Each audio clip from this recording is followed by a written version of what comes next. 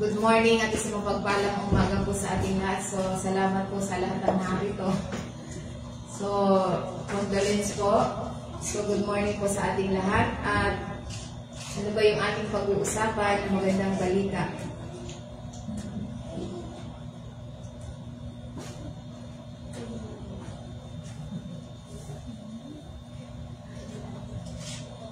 So, napakahalaga na dapat lagi tayo may time para sa Panginoon. Maging faithful tayo sa time, sa lahat ng pagkakataon, sa lahat ng ginagawa natin sa Panginoon, sapagkat lahat ng ating ginagawa, ito'y makabuluhan sa Diyos. Ito'y mahalaga para sa Panginoon. Kung paano natin ipinapakita, kung paano tayo sumusunod sa Panginoon, so dapat makikita sa ating mga gawa. So kaya nga yung aming pag-uusapan na magandang balita, how important is it to follow the teaching of Lord Jesus Christ?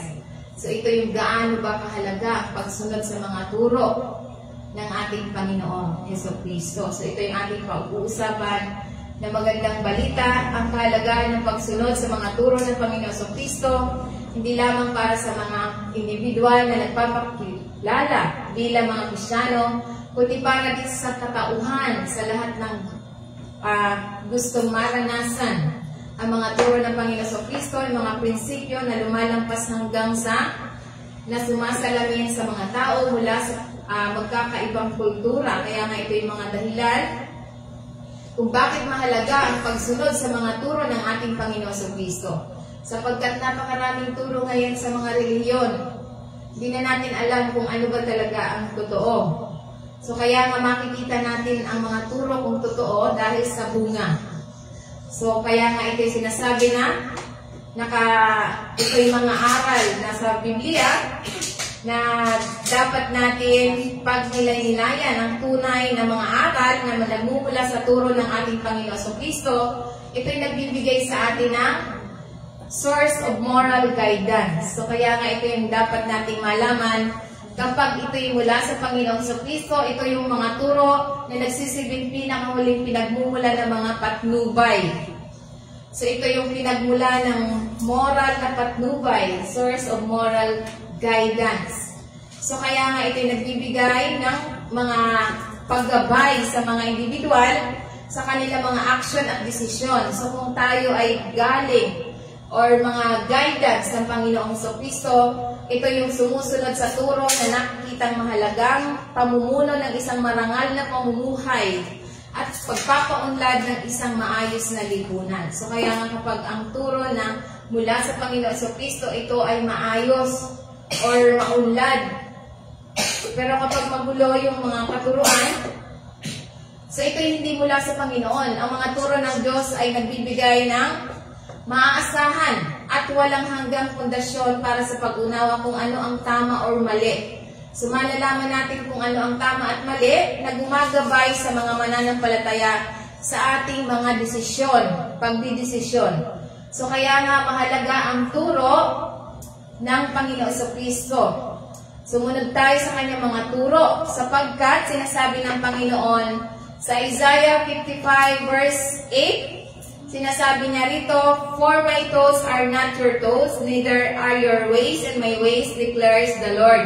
So kaya ito sinasabi sa banal na kasulatan na sapagkat ang aking mga pag-iisip ay hindi ninyo mga pag-iisip, hindi natin kayang isipin yung iniisip ng Ama para sa atin. So kaya nga sinasabi pa niya sa Isaiah 55 verse 9, kung paano ang langit ay mas mataas kaysa lupa, gayon din ang aking mga daan ay mas mataas kaysa inyong mga lakad at ang aking mga pag-iisip kaysa inyong mga pag-iisip. So kaya nga yung ating source, yung pinagmula ng ating mga pag-iisip ay mula sa Panginoon. So kaya nga ito'y nagpapakita sa atin ng kababaang loob na nagpapaalala sa atin ng kababaang loob na dapat nating panatilihin ang ating ugnayan sa Diyos, sa pinikilala natin na ang mga paraan at ang kaisipan ng Diyos ay lampas sa pag-unawa ng tao. So kaya nga ito naghihikayat ang pagpapakumbaba sa ating mga pagtatangka na maunawaan ng mga banal na tayo. So kaya mahalaga yung maunawaan natin ang salita ng Panginoon sapagkat hindi natin maunawaan ito kung hindi sa pamamagitan ng banal na Espiritu Santo ng Diyos na ibinigay niya sa bawat isa sa atin. So kaya nga mahalaga yung pagtitiwala. Magtiwala tayo sa karunungan ng Diyos na sa pamamagitan ng pagkilala ng mas malaking pagkakaiba sa pagitan ng tao at sa banal na karunungan. Kaya nga hinihikayat tayo na magtiwala sa plano at karunungan ng Diyos kahit hindi natin lubos na maunawaan ang mga dahilan sa likod ng pagkilos ng Diyos o sa mga pangyayari sa ating buhay. So kaya nga kung ano may mga nangyayari sa ating buhay, ipagkatiwala natin sa Diyos. Tayo ay tinawag na magtiwala sa Kanyang karunungan at kapangyarihan.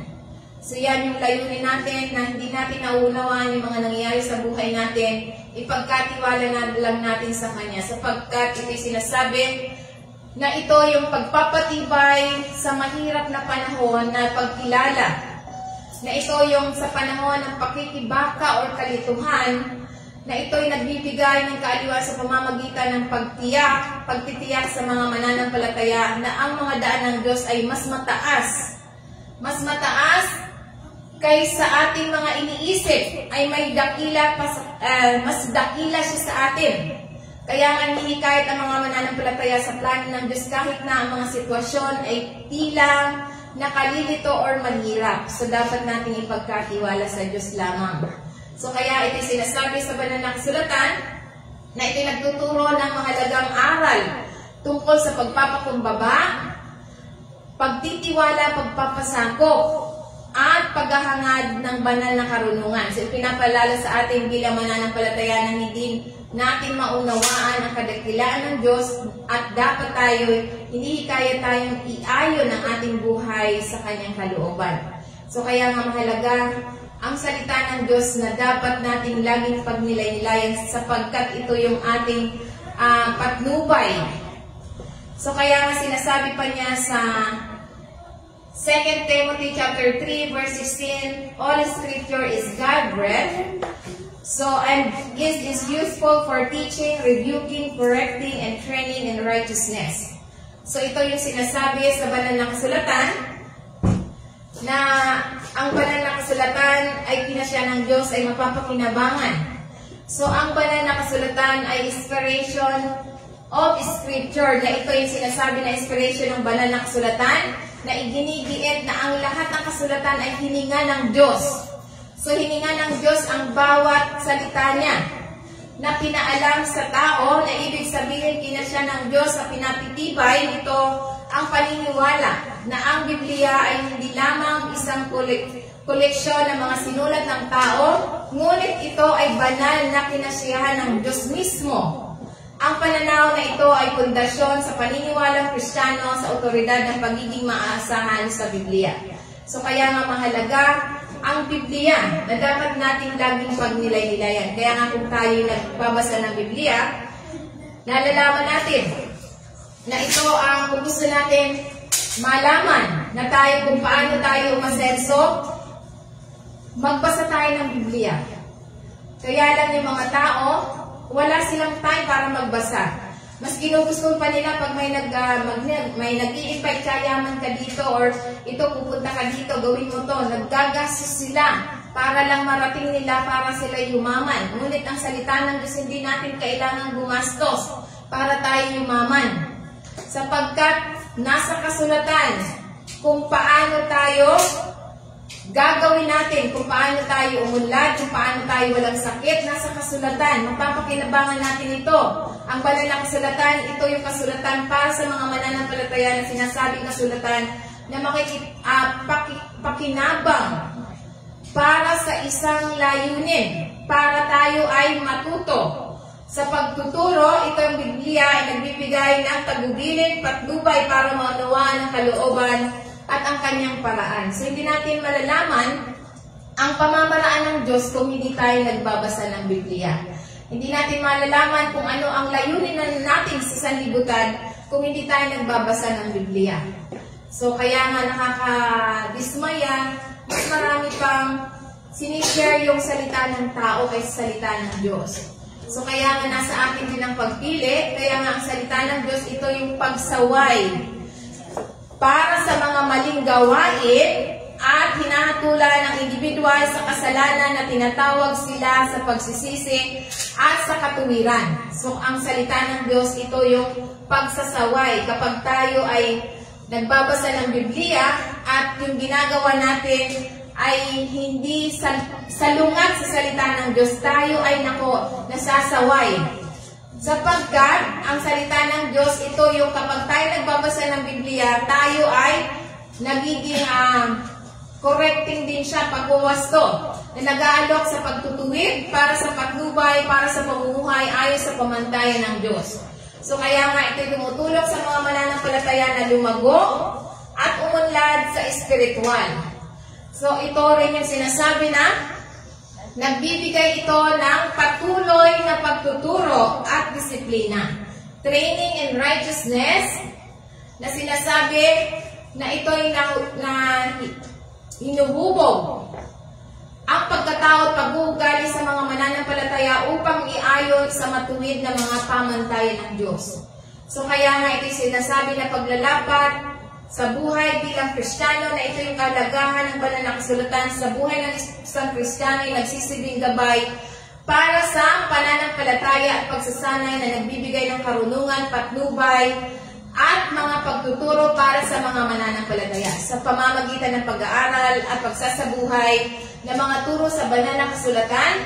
Ang mga mananampalataya nasasangkapan upang mamuhay ng buhay na nakalulugod sa Diyos at naaayon ang kanilang sa kalooban ng Diyos. So kaya nga kung tayo laging nagbabasa ng Biblia, ang ating pamumuhay ay nakalulugod at nakaayon, nakabatay na sa salita ng Panginoon. Hindi natin kayang isabuhay ang salita ng Diyos kung hindi natin alam ang salita ng Diyos. Kaya nga mahalaga ang salita ng Diyos na ito yung itinatampok na praktika ng pagiging kapakipakinabang para sa mga mananampalataya, para sa espiritual na paglago, pag-unlad at pagsasabuhay sa ating pananampalataya. So ano pa ang tinuturo sa atin na mga aral kung paano na dapat gaano kahalaga ang pagsunod sa salita ng Panginoon, sa turo ng Panginoon sa Kristo. Dito tinuturo sa atin na magkaroon ng love and compassion, na sinasabi yung pag-ibig at habag na sinasabi sa Biblia na ito yung utos ng ating Panginoon sa Kristo na ibigin ang isa't isa, ibigin ang Diyos at ibigin ang isa't isa, na ito yung ang pakikiramay, kabaitan at empathy sa lahat ng mga mananampalataya, ano man ang kanilang pinagmumulan, katayuan o paniniwala. Hinahamon tayo ng pag-ibig ng Diyos sa palawakin ng pangangalaga at pangunawa sa mga nakapaligid sa atin, sa pagpapaunlad ng isang maayos at eksklusibong lipunan. So kaya nga ang pag-ibig, ang pundasyon ng mga turo ng ating Panginoon sa Kristo ay nagbibigay diin sa pakikiramay, empathy at sa lahat ng mga mananampalataya. So kaya nga sinasabi niya sa John 13 verse 34, "A new commandment I give to you, that you love one another, just as I have loved you. You also are to love one another." So kaya ito sinasabi ng Panginoon na utos ng pag-ibig, na sinasabi sa banal na kasulatan na ito'y isang bagong utos sa kanyang mga alagad na nagbibigay diin ng kalagahan ng pag-ibig. Kaya nga ito yung higit pa na umiiral sa batas ng mga Hudyo na sumasaklaw sa esensya ng Kristiyanong pamumuhay. So kaya nga sinasabi sa banal na kasulatan na ito yung dapat nating gawin, na sinasabi sa nawawala. So yung sinasabi ng banal na kasulatan na love one another, isang bagong utos na binigay ko sa inyo na kayo'y mag-ibigan sa isa't isa, kung paano iniibig ko kayo, mag-ibigan naman kayo sa isa't isa. So yan ang sinasabi sa banal na kasulatan, na ito yung tanda bilang pag-ibig, bilang tanda ng pagiging disipulo ng ating Panginoon Jesucristo. Na ito yung kanyang mga tagasunod na ibigin ang isa't isa, na itinatampok nito ang pag-ibig bilang isang natatanging tanda ng tunay na mananampalataya. Ito'y tunay na pagmamahal sa iba at isang pangunahing katangian ng mga sumusunod sa ating Panginoon Jesucristo. Kaya kung tayo umiibig sa Diyos at sa kapwa, dapat pinapahalagahan natin ang mga utos ng ating Panginoon Jesucristo. So kaya dapat lagi tayong excited sa gawain ng Panginoon. Na ito yung pamantayan para sa pag-ibig sa pamamagitan ng kanyang mga utos, sa kanyang mga mananampalataya na ibigin ang iba para sa paraang katulad ng pag-ibig ng Panginoong Jesucristo sa bawat isa sa atin. Ang kanyang pag-ibig na nilalarawan sa pamamagitan ng pagbibigay sakripisyo, pakikiramay at hindi pag-iimbot, at tulad ng ipinapakita ng buong ministeryo ng Panginoong Jesucristo sa pamamagitan ng kanyang kamatayan. So kaya nga ito yung pag-ibig na binibigay ng Diyos sa bawat isa sa atin, na siya'y nagsakripisyo para sa atin. So kaya nga mahalaga na dapat nating tularan, paggaya ng pag-ibig ng ating Panginoong Jesucristo sa pagtuturo sa kanyang mga mananampalataya, na ibigin ang isa't isa gaya ng pag-ibig ng Diyos sa bawat isa sa atin. Tinawag tayo ng ating Panginoon Jesucristo ang mga mananampalataya upang tularan ang kanyang halimbawang pag-ibig. So kaya nga nangangahulugan ito na walang pag-iimbot na paglilingkod sa iba, pagpapatawad sa mga nagpagkakasala at pagpapakita ng habag at pagpapakita ng walang pasuhiling pag-ibig. Pagpapakita ng pagmamahal na ipinapakita ng ating Panginoon Jesucristo sa sangkatauhan. So kaya nga ang pag-ibig, ang sentralidad ng pag-ibig sa pananampalatayang Kristiyano, ito'y itinatampok ang panawagan ng ating Panginoon Jesucristo sa kanyang mga tagasunod na magmahalan sa isa't isa bilang refleksyon ng kanyang sariling banal na pag-ibig, na hinahamon tayo bilang mananampalataya na isama ang walang pag-iimbot at pagsakripisyong pag-ibig ni Kristo sa ating mga relasyon at pakikipag-ugnayan sa iba. So yan ang sinasabi sa John 13 verse 34. So ano pa ang tinuturo sa atin? Sinasabi dito na ito yung tinuturo ng ating Panginoon Jesucristo na dapat walang kondisyon. Walang kondisyon ang kanyang pag-ibig. Na sinasabi sa Matthew 5 verse 40, sinamari ko na lang yung sa Matthew 5 verse 43 to 44 na sinasabi sa banal na kasulatan na ito yung pag-ibig. But I tell you, love your enemies and pray for those who persecute you. So yun ang sinasabi sa banal na kasulatan na ibigin daw natin ang ating mga kaaway kung tayo ay pinipersecute or inuusig, sabi ng Panginoon. Na ito yung pag-ibig natin sa kapwa at kamuhian na sinasabi sa banal na kasulatan na ipanalangin natin ang ating mga kaaway, yung umaaway sa atin. Yung ating kaaway, hindi natin, ito yung ating mga kaaway na pinadala ni Satanas. Kaya sinasabi niya, ibigin ang iyong kaaway na hinahamon tayo ang kanyang mga tagapakinig o tagasunod na ipakita ang pag-ibig at pagkamahabagin maging sa mga maaring sumasalansang or nagmamaltrato sa atin. So kahit na anong ginagawa sa ating paninira or pag-uusig, sabi ng Panginoon na dapat ibigin natin at ipanalangin pa natin siya. So ito yung tunay na pag-ibig na pinakita ng Panginoon sa atin sa pamamagitan ng kahit na tayo inuusig, sinisiraan tayo, chinichismis, or pinag-uusapan, ano pa man yung masamang ginagawa sa atin, inuutos pa rin sa atin na dapat natin ibigin ang ating mga kaaway at dapat nating ipanalangin. Yung sinasabi sa salita ng Panginoon na ginawa ng ating Panginoon Jesucristo sa pamamagitan ng pagtuturo sa kanyang mga tagasunod na ipanalangin ang mga nag-uusig sa kanila. Ito yung panawagan na manalangin para sa mga kaaway ng isang tao ay nagpapakita ng malalim na antas ng pagpapatawad. Pagkakasundo na nagpapakita ng pagbabagong kapangyarihan ng pag-ibig. So yan ang pag-ibig na sinasabi ng Diyos sa bawat isa sa atin.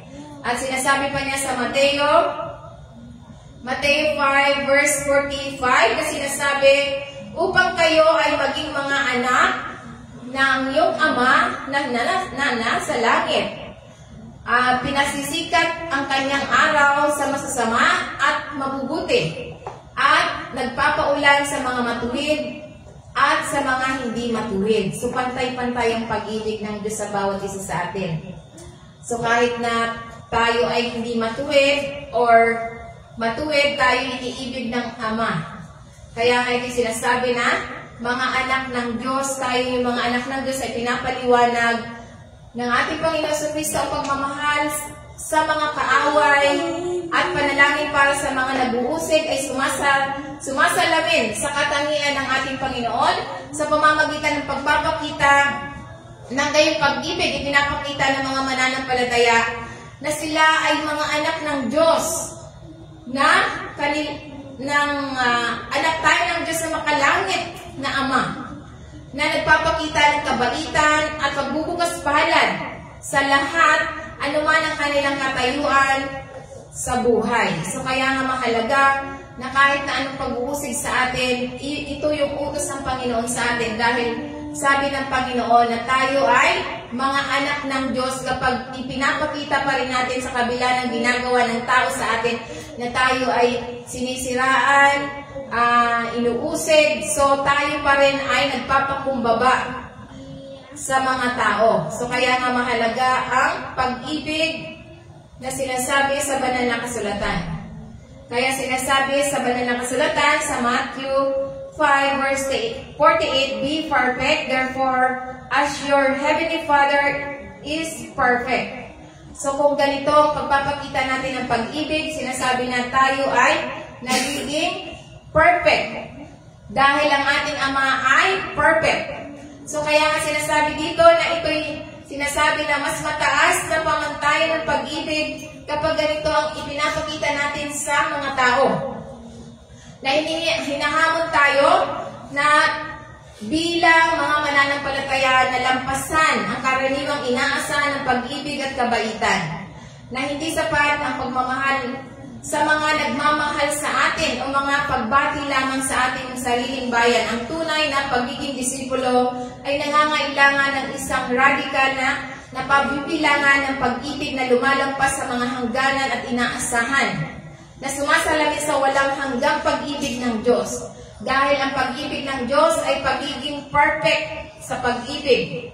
Pagiging perfectong pag-ibig na ito'y sinasabi na maging perfect, maging perfecto kung gaano gaya ng iyong makalangit na Ama ay perfecto, ay magiging perfecto din. Ito ay hindi tungkol sa walang kapintasan o kaganapan, kundi tungkol sa pagsasakabilang buhay. Ibig sabihin, pagsasabuhay natin ng perfectong pag-ibig ng Diyos, na kinabibilangan ng pagmamahal kahit na maaari ituring na mga kaaway. Kahit na tayo ituring na mga kaaway, ito yung tinuturo sa atin ng Ama. Yan ang sinasabi na ipanalangin at sinasabi pa nga dito na ito yung isang sinasabi na walang pag-iimbot na pag-ibig, na yakapin ng isang pag-ibig na mapagpatawad at pagiging eksklusibo na sumasalamin sa karakter ng Diyos, na tinatawag ang mga mananampalataya na isabuhay ang pagbabagong ito ng pag-ibig sa ating mga relasyon at pakikipag-ugnayan sa iba kahit na mga maaring sumasalungat or nagmamaltrato sa atin. So ipakita pa rin natin. So kahit na tayo inaaway, ipagdasal pa rin natin sila.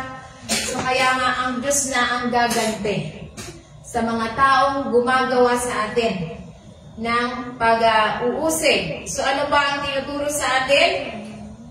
Tinuturo sa atin kung gaano kahalaga ang sumunod sa mga turo ng Panginoon, na sinasabi dito Dahil dito, binibigyan tayo ng forgiveness and reconciliation, pagpapatawad at pakikipagkasundo, na itinuturo sa atin ang kalagahan ng pagpapatawad na sinasabi sa Biblia, na hinihimok ang kanyang mga tagasunod na patawarin ang mga nagkakamali sa kanila at humingi ng pagkakasundo sa mga pamamagitan ng pagpapakawala ng sama ng loob at pagyakap sa pagpapatawad. Ang mga individual ay maaaring makaranas ng paggaling at pagsulong ng kapayapaan sa kanilang mga relasyon at komunidad. So mahalaga ang pagpapatawad.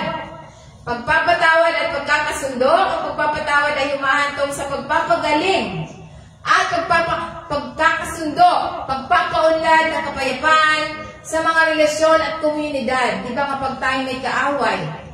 Kapag may kaaway ang tao tapos hindi mo pa siya pinapatawad. Di ba lagi kang umiiwas? So sasabihin mo, baka makasalubong ko yung kaaway ko. So di ba ganun ang mga taong may kagalit? Na pag nakakasalubong yung kaaway, iba na ang tingin. So, pumuputi ang mata. So, kaya nga mahalaga ang pagpapatawad sapagkat kapag tayo nagpatawad, ito ay nagbibigay sa atin ng kapayapaan. Bahala siyang mamroblema sa kanyang, kung ayaw kanyang patawarin, basta ikaw ay lumalapit sa kanya. Amen? So kaya nga sinasabi sa banal na kasulatan kung gaano kahalaga ang pagpapatawad sa bawat isa. So ano ba ang sinasabi? Matthew 6 verse 12, forgive us our sins as we forgive those who sins against us.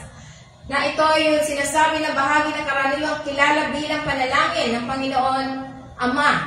Na binibigyan dito ang kalagahan ng paghingi ng kapatawaran sa Diyos para sa ating mga kasalanan. Binibigyan din ang kalagahan ng pagpapatawad sa iba na nagkasala sa atin. So, kailangan natin magpatawad sapagkat ito ang layunin natin bilang mananampalataya na sumusunod sa Panginoon. So, mahalaga ang pagpapatawad. So, kaya ito sinasabi na patawarin natin ang lahat ng nagkasala sa atin. Dahil kung hindi tayo magpapatawad, hindi rin tayo patatawarin ng Diyos Ama sa ating mga kasalanan. So mahalaga ang pagpapatawad sa bawat isa upang makamtan natin. Dahil sa pag hindi tayo nagpatawad sa iba, hindi rin tayo patatawarin. So kapag hindi tayo nagpatawad, yung mga blessing na dapat para sa atin ay hindi agad-agad nakakarating sapagkat ang kasalanan ang humahadlang kung bakit ang mga panalangin ay hindi agad nakakarating. So ito yung kalagahan ng pagpapatawad sa iba bilang isang kinakailangan para sa pagtanggap ng kapatawaran mula sa Diyos na nagbibigay diin sa pagbabagong kapangyarihan ng pagpapatawad at pagpapanumbalik sa mga nasirang relasyon. So kaya nga mahalaga ang pagpapatawad. Kaya nga sabi ni Peter, sabi niya sa Matthew 18 verse 21, then Peter came to Jesus and asked, Lord, how many times shall I forgive my brothers or sister who sins against me? Sabi ni Peter, up to 70 times, up to 7 times. Ito yung sabi ni Peter. Iyan yung tanong ni Peter na sinasabi na tanong ni Pedro na nilapitan niya ang Panginoong Jesucristo na tungkol sa pagpapatawad. Na ito'y naghahanap ng paglilinaw sa lawak ng pagpapatawad na dapat niyang ibigay sa sino mang nagkasala sa kanya. Sa pamamagitan ng pagmumungkahi ng pagpapatawad ng hanggang 7 beses, malamang na iniisip ni Pedro na siya'y bukas palad dahil sa 7 ay itinuturing ang isang makalubhang bilang na kumakatawan sa pagkakompleto ng pagiging perfecto ng tradisyon ng mga Hudyo.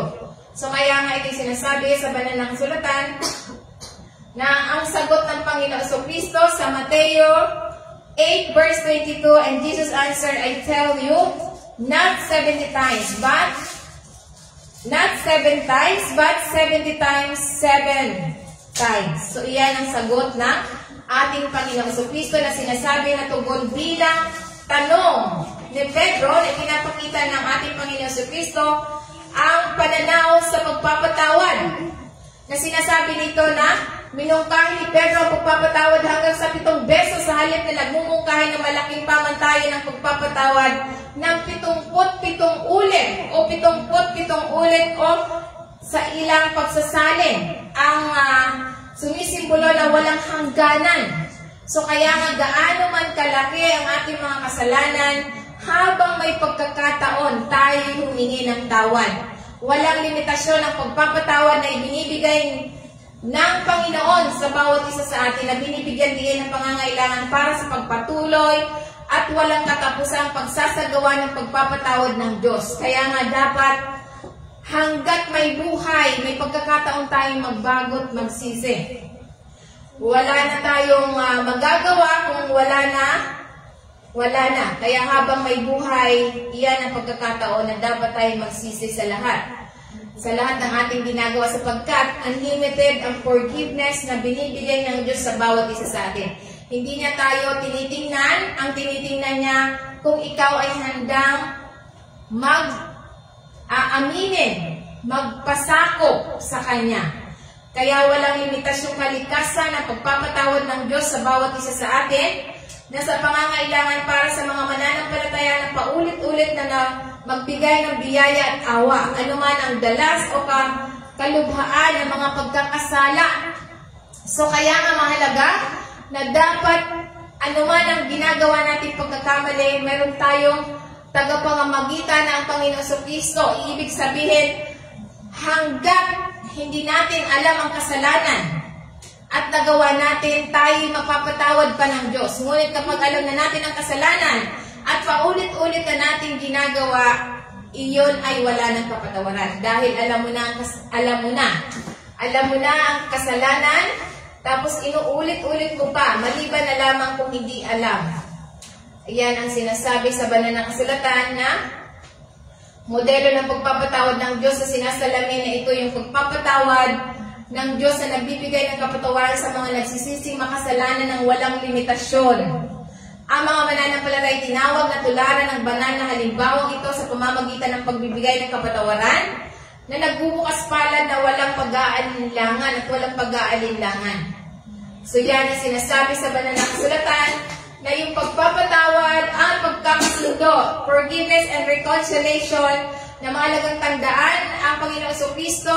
Ang pagpapatawad at pagkakasundo ay maaaring mangangailangan ng higit na pagpapatawad lamang. Ang pagkakasundo ay pinabibilangan ng pagpapanumbalik ng mga nasirang relasyon at maaaring kasama yung pagsisisi, pagsasauli, at pagsisikap na muling buuin ang tiwala. Gayunpaman, ang pagpapatawad ay mahalagang unang hakbang tungo sa pagkakasundo at pagpapaunlad ng pagpapagaling at pagbabago sa loob ng mga relasyon. So kaya mahalaga na wag na nating kapag humingi na ng tawad, wag nang ikaw kasi ganyan ang ginawa mo. So kapag humingi ng tawad, patawarin na agad, wag nang ulitin, wag nang ipaalala yung kanyang kasalanan. So yan ang sinasabi na, ito ay sinasabi na magbigay ng kapatawaran ng bukas palad at walang pasubili, na kinikilala ang pagbabagong kapangyarihan ng pagpapatawad at pagpapaunlad ng pagkakasundo at pagtataguyod ng kapayapaan sa loob ng pamayanang Kristiyano at sa loob ng samahan or pamilya. So ano pa ang tinuturo sa atin? Magkaroon tayo ng humility lesson. Ito yung mga aral, humility and servanthood, kababaang loob at paglilingkod. So, ang pagsunod sa mga turo ng Panginoon, dapat tayo ay may kababaang loob at tayo naglilingkod. So, ipinapakita natin ang pagpapakumbaba at pagiging mapaglilingkod sa buong buhay natin. Na tinuturoan tayo ng ating Panginoon sa Kristo ang paglilingkod sa iba kaysa mga paghahanap ng mga personal na pakinabang o pagkilala. Ang pagyakap sa pagpapakumbaba ay nagbibigay sa mga individual na linangin ang diwa at pagiging hindi makasarili at positibong mag-ambag ng kapakanan sa iba na nagpapatibay ng pakiramdam tungkol sa komunidad at pagtutulungan. So kaya nga mahalaga ang tunay na kadakilaan na makikita sa pagpapakumbaba ay pagiging alipin or sumusunod sa halimbawa ng ating Panginoon sa Kristo bilang walang pag-iimbot na pag-ibig. Kaya nga sinasabi niya sa Mateo 20 verse 26, "But whoever would be great among you must be your servant," sabi ng Panginoon. Kaya nga sinasabi dito, ngunit ang sino mang nagnanais na maging dakila sa iyo ay dapat maging lingkod ninyo. So kaya ito'y sumasaklaw sa pananaw ng ating Panginoon sa Kristo sa pamumuno na binibigyan din ang paglilingkod, pagpapakumbaba at pagiging hindi makasarili.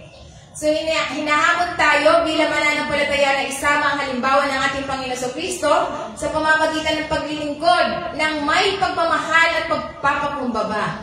Kung tayo nagmamahal sa Diyos, dapat lagi tayo excited sa gawain. Na kinikilala na ang tunay na kadakilaan ay matatagpuan sa sakripisyong paglilingkod. So yung sakripisyo natin paglilingkod na gumigising tayo ng maaga para makarating tayo sa gawain ng Panginoon. So yan yung dapat nating sakripisyong paglilingkod na hindi na lagi tayong on time. Salamat sa Diyos, lagi tayong on time. Amen? Lagi tayong on time na malapit na. Lagi tayong on time.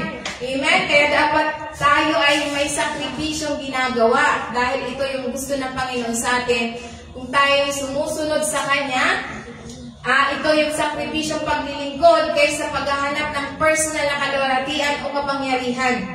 So kaya sinasabi sa banal na kasulatan na sinasabi yung pagpapakumbaba at kinabibilangan ng pagbibigay prioridad. So, dapat binibigyan natin ng prioridad ang mga kaysa sarili natin o nagsisilbing modelo para sa pagiging disipulo sa pamumuno ng kaharian ng Diyos.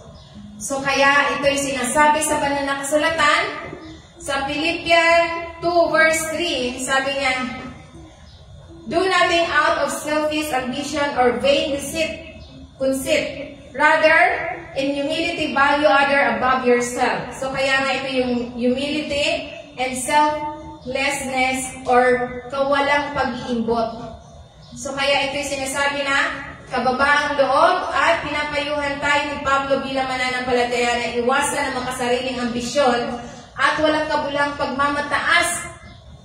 So, huwag natin ipagmamataas yung ating sarili. Nahihingi mo na unahin ang pagpapakumbaba at pahalagahan ang iba kaysa ating sarili. Na nangangailangan ito ng pagbabago mula sa pagiging makasarili tungo sa isang saloobin ng walang pag-iimbot na pagmamalasakit para sa kapakanan ng iba. So, kaya ito yung sinasabi sa banal na kasulatan. Ano pa ang tinuturo sa atin?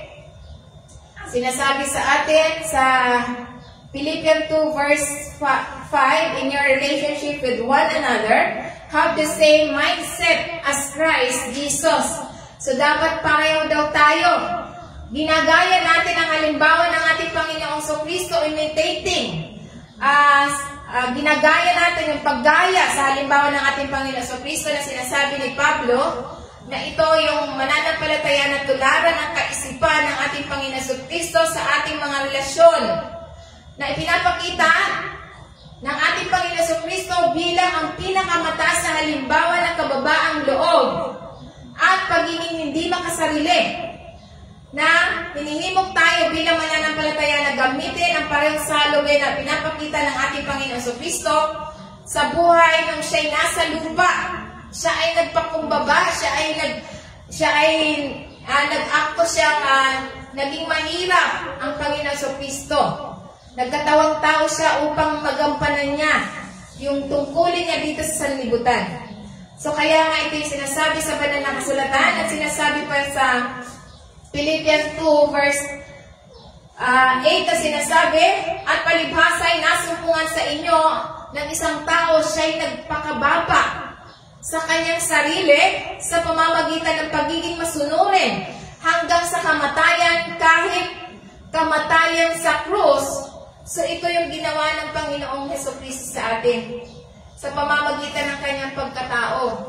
Pagkakatawang tao ang pambihirang kababaang loob ng ating Panginoon Jesucristo sa kabila ng pagiging tunay na Diyos ay piniling alisin ang kanyang sarili at laganyong alipin para sa atin na ginawang kawangis ng tao. Ang pagkilos na ito ay pagwawalang bahala sa sarili. So hindi niya inisip yung kanyang sarili, hindi niya inisip yung pagiging Diyos niya. Nakilala bilang ito'y nagpapakita ng lawak ng kababaang loob ng ating Panginoong Jesucristo ang kanyang pagpayag na makilala ang sangkatauhan dahil sa pagsunod niya sa ating Panginoong Jesucristo sa Diyos Ama, siya'y namatay. Dahil sa pagsunod sa kamatayan sa krus, ito yung pinakahuling pagpapakita ng kababaang loob ng ating Panginoong Jesucristo sa pagsunod ay makikita ang kanyang pagpayag na magpasakop sa kamatayan at maging ang kamatayan sa krus. Dahil sa kanyang pagsunod sa Diyos Ama, kahit na namatay siya, dahil sa ito yung gusto ng Ama.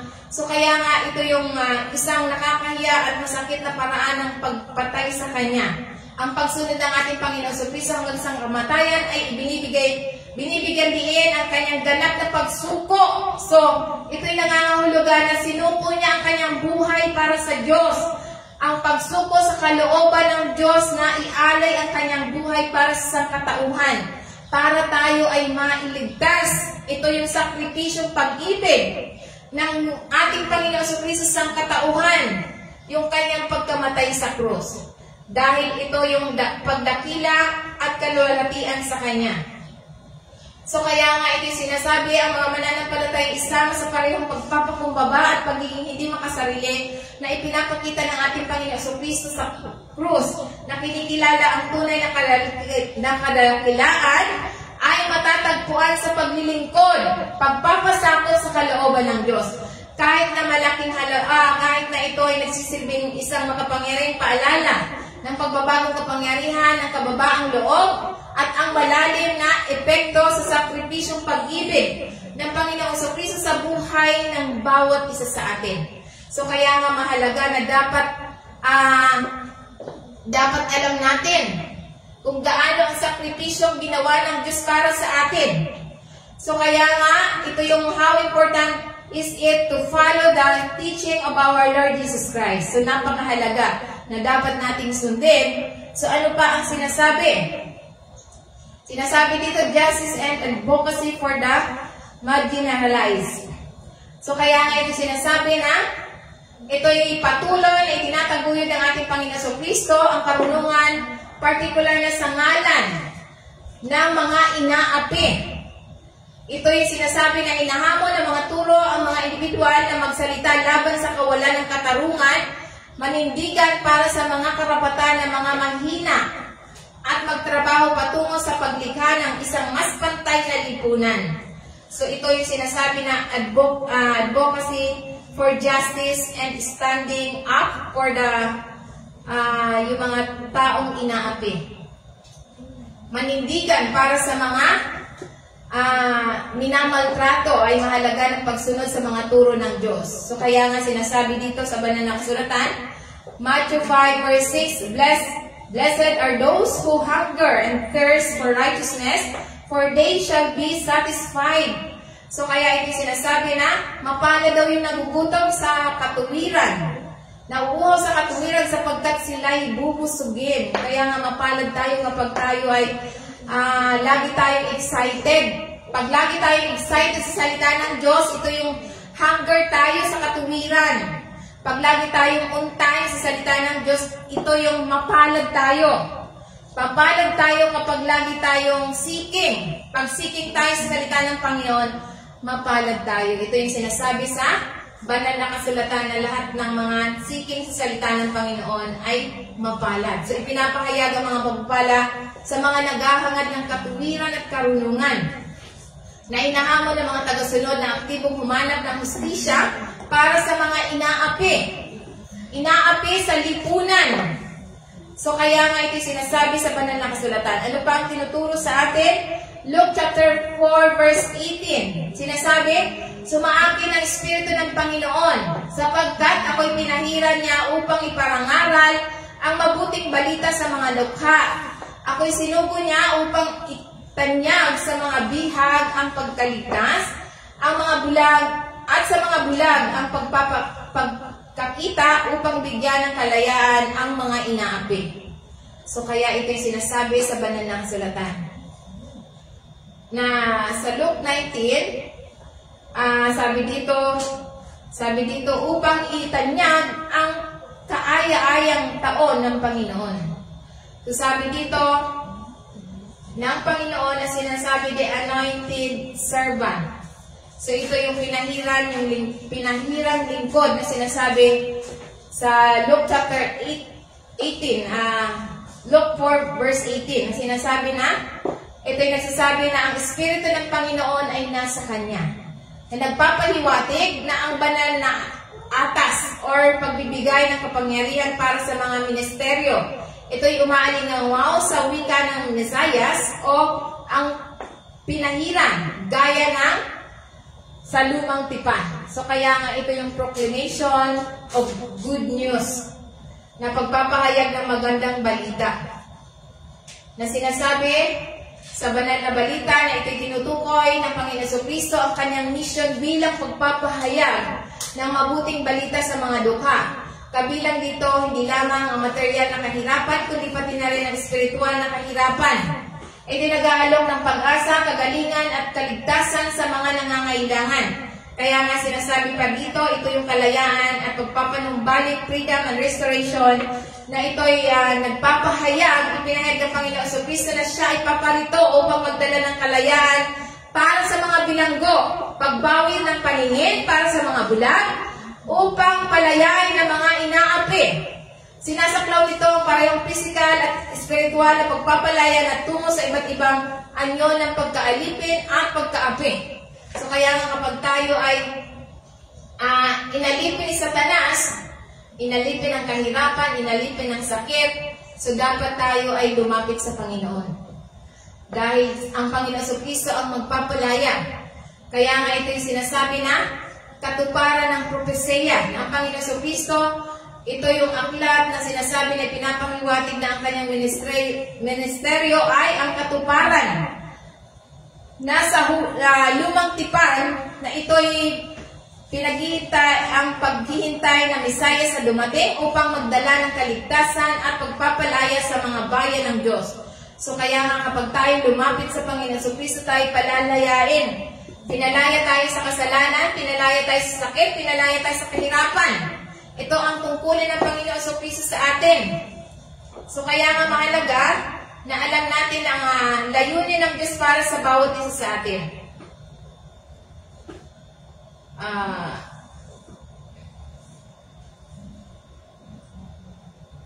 Nawala na yun. Wait lang. 5.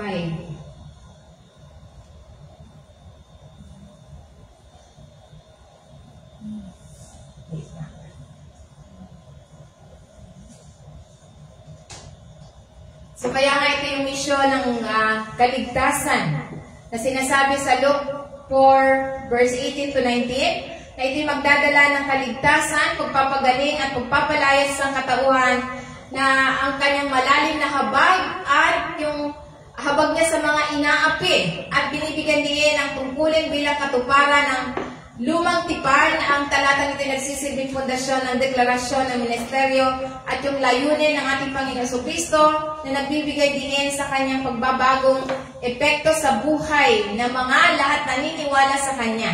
So hindi natin mababago ang buhay natin kung hindi tayo maniniwala sa Panginoon Jesucristo. Kaya nga mahalaga ang pananampalataya natin sa ating Panginoon Jesucristo na tayo sumunod sa kanyang mga turo. So ano pa ang mahalagang mensahe na ipinahayag sa atin? Binigyan tayo ng integrity and honesty na sinasabi sa banal na kasulatan na ito yung integridad at katapatan ng Diyos sa bawat isa sa atin. Na sinasabi dito na ito binibigyan din ng kalagahan ng integridad at katapatan sa lahat ng aspeto ng ating buhay.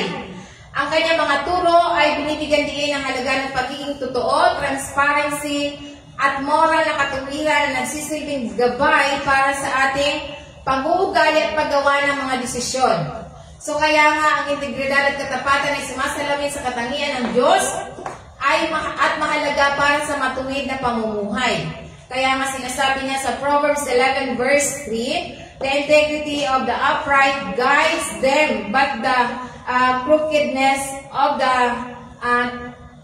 destroy. So kaya nga ito yung katapatan ng mga tuwid at patnupay sa kanila, ngunit ang kalikuan ng mga taksil ay sumisira sa tao, sa kanila, sa atin. Kaya ito yung sinasabi na tinatampok nito ang kahalagahan ng integridad at katapatan sa paggabay ng mga pasya at kilos ng matuwid, na iniambing nito ang mapangwasak na bunga ng panilang at pagtataksil. So kaya nga mahalaga ang salita ng Diyos na dapat hindi tayo magtataksil. So ano pa tinuturo sa atin? Sinasabi sa Mateo 5 verse 37, sabi niya, hayaan ang iyong sasabihin, oo or hindi, anumang higit pa rito ay nagmumula sa kasamaan. So kaya nga kapag tinanong tayo, huwag na tayong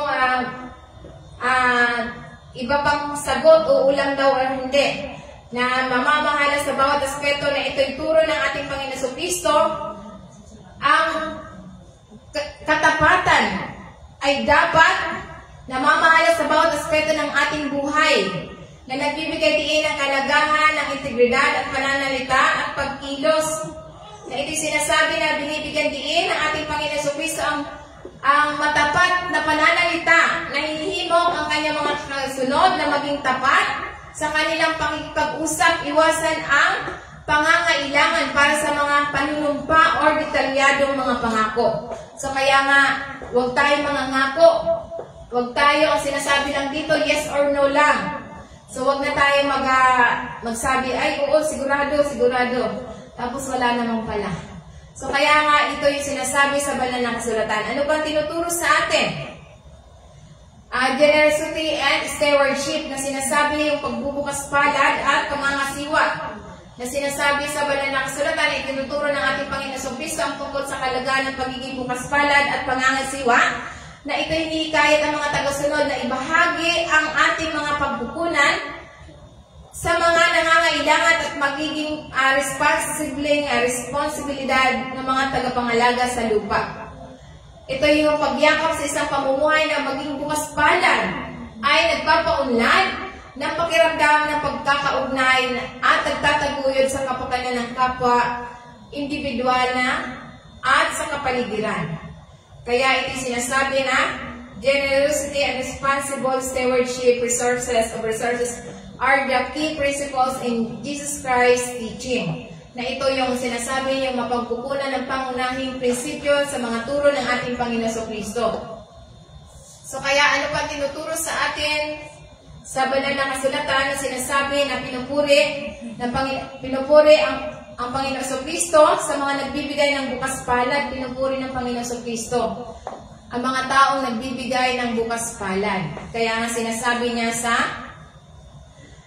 Luke chapter 12 verse 33, sabi niya rito, ipagbili ninyo ang mga ari-arian at ibigay ninyo sa mga nangangailangan. Maglaan kayo ng mga supot ng salapi na hindi nauubos, na may kayamanan sa langit na hindi nauubos, kung saan walang lumalapit na magnanakaw at walang gamo-gamo na sumisira. So yan ang sinasabi sa Luke chapter 12 verse 33. At sinasabi pa niya sa Luke 12 verse 34, sapagkat kung saan naroon ang iyong mga kayamanan, doon magiging gayon din ba ang iyong puso? Magiging gayon din ang iyong puso. So, hinihikayat tayo na maging bukas palad. Pagbubukas palad at pag-ibig na sinasabi na inuutusan tayo ng ating Panginoon Jesucristo na ipagbili ang mga ari-arian at ibigay sa mga lukha.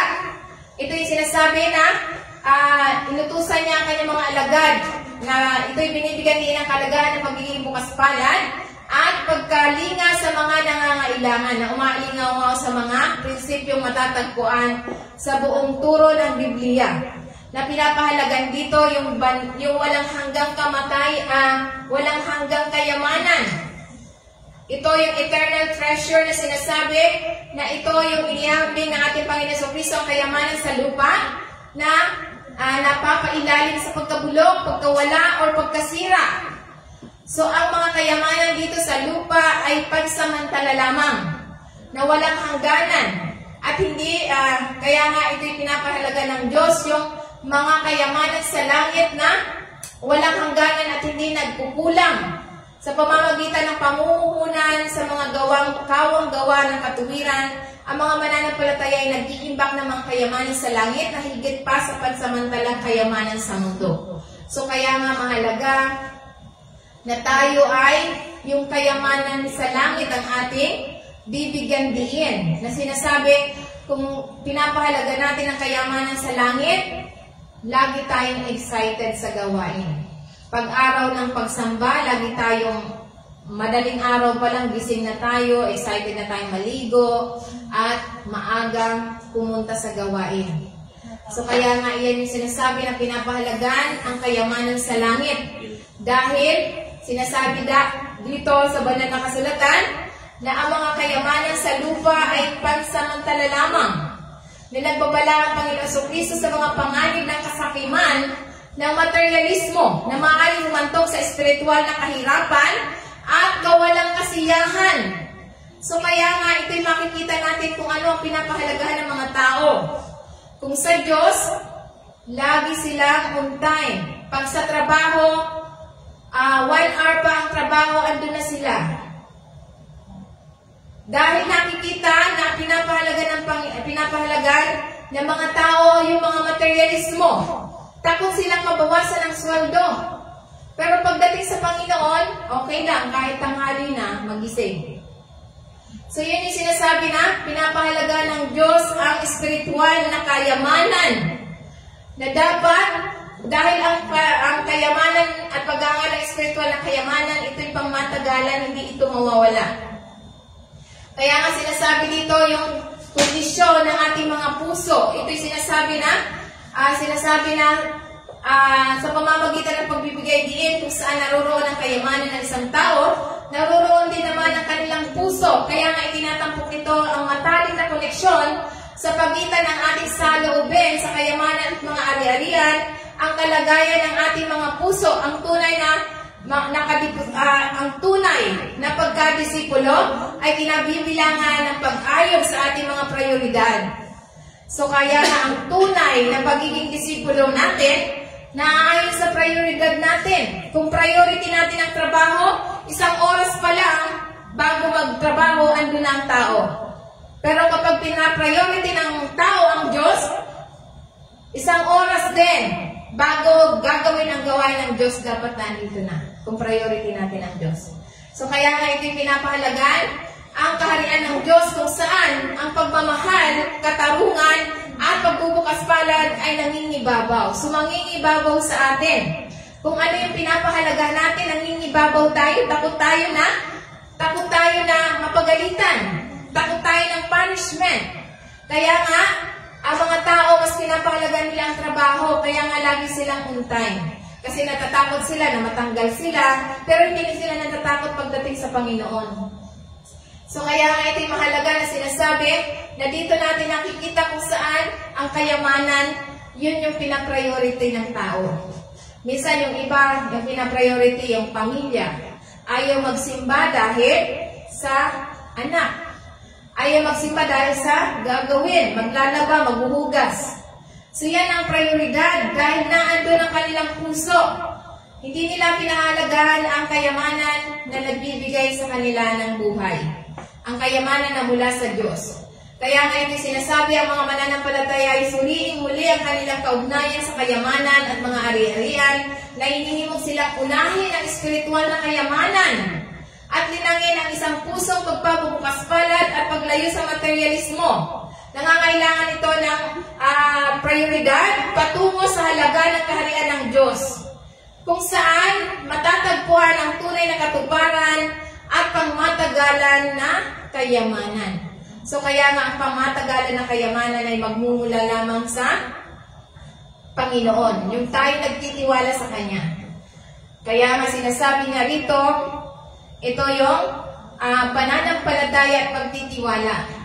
Na sinasabi dito, ito yung sentro ng turo ng ating Panginoon Jesucristo, ang tawag ng pagkakaroon ng pananampalataya at pagtitiwala sa Diyos.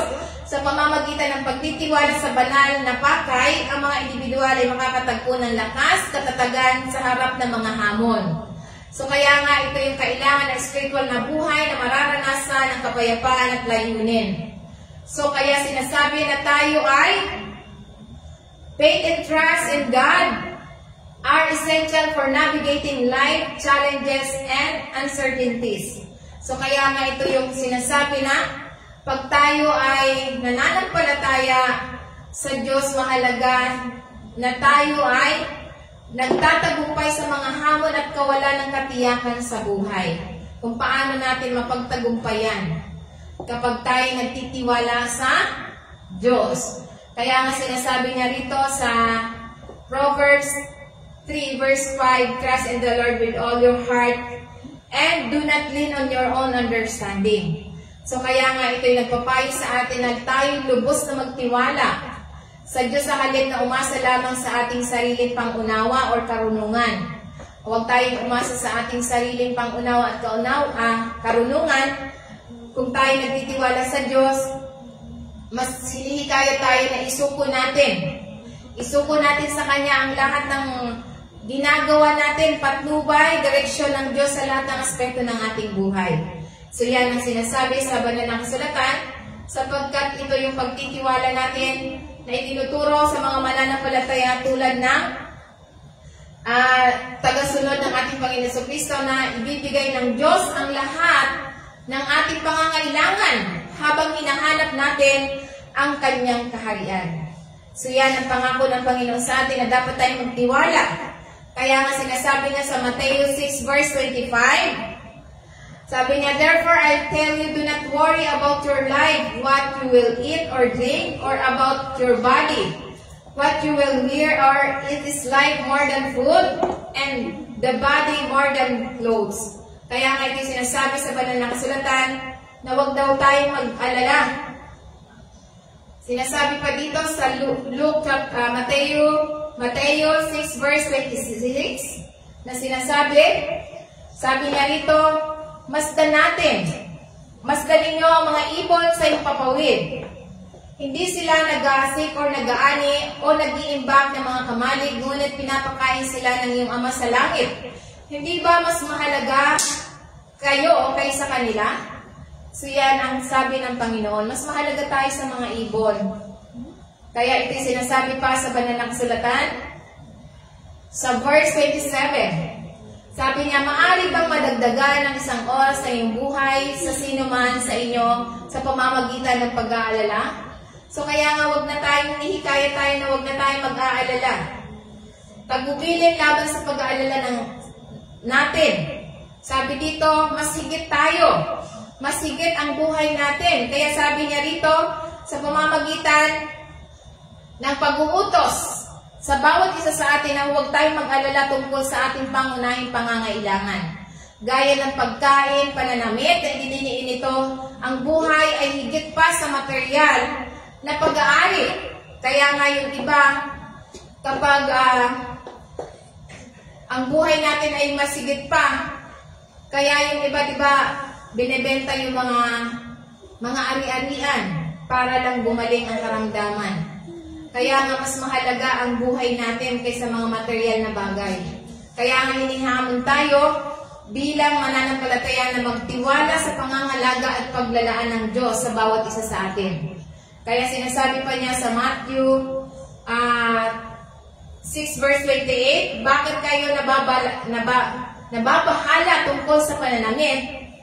Tingnan kung paano lumalaki ang mga bulaklak sa bukid, hindi sila gumagawa or umiikot. So kaya ito yung mahalaga na sinasabi sa Biblia.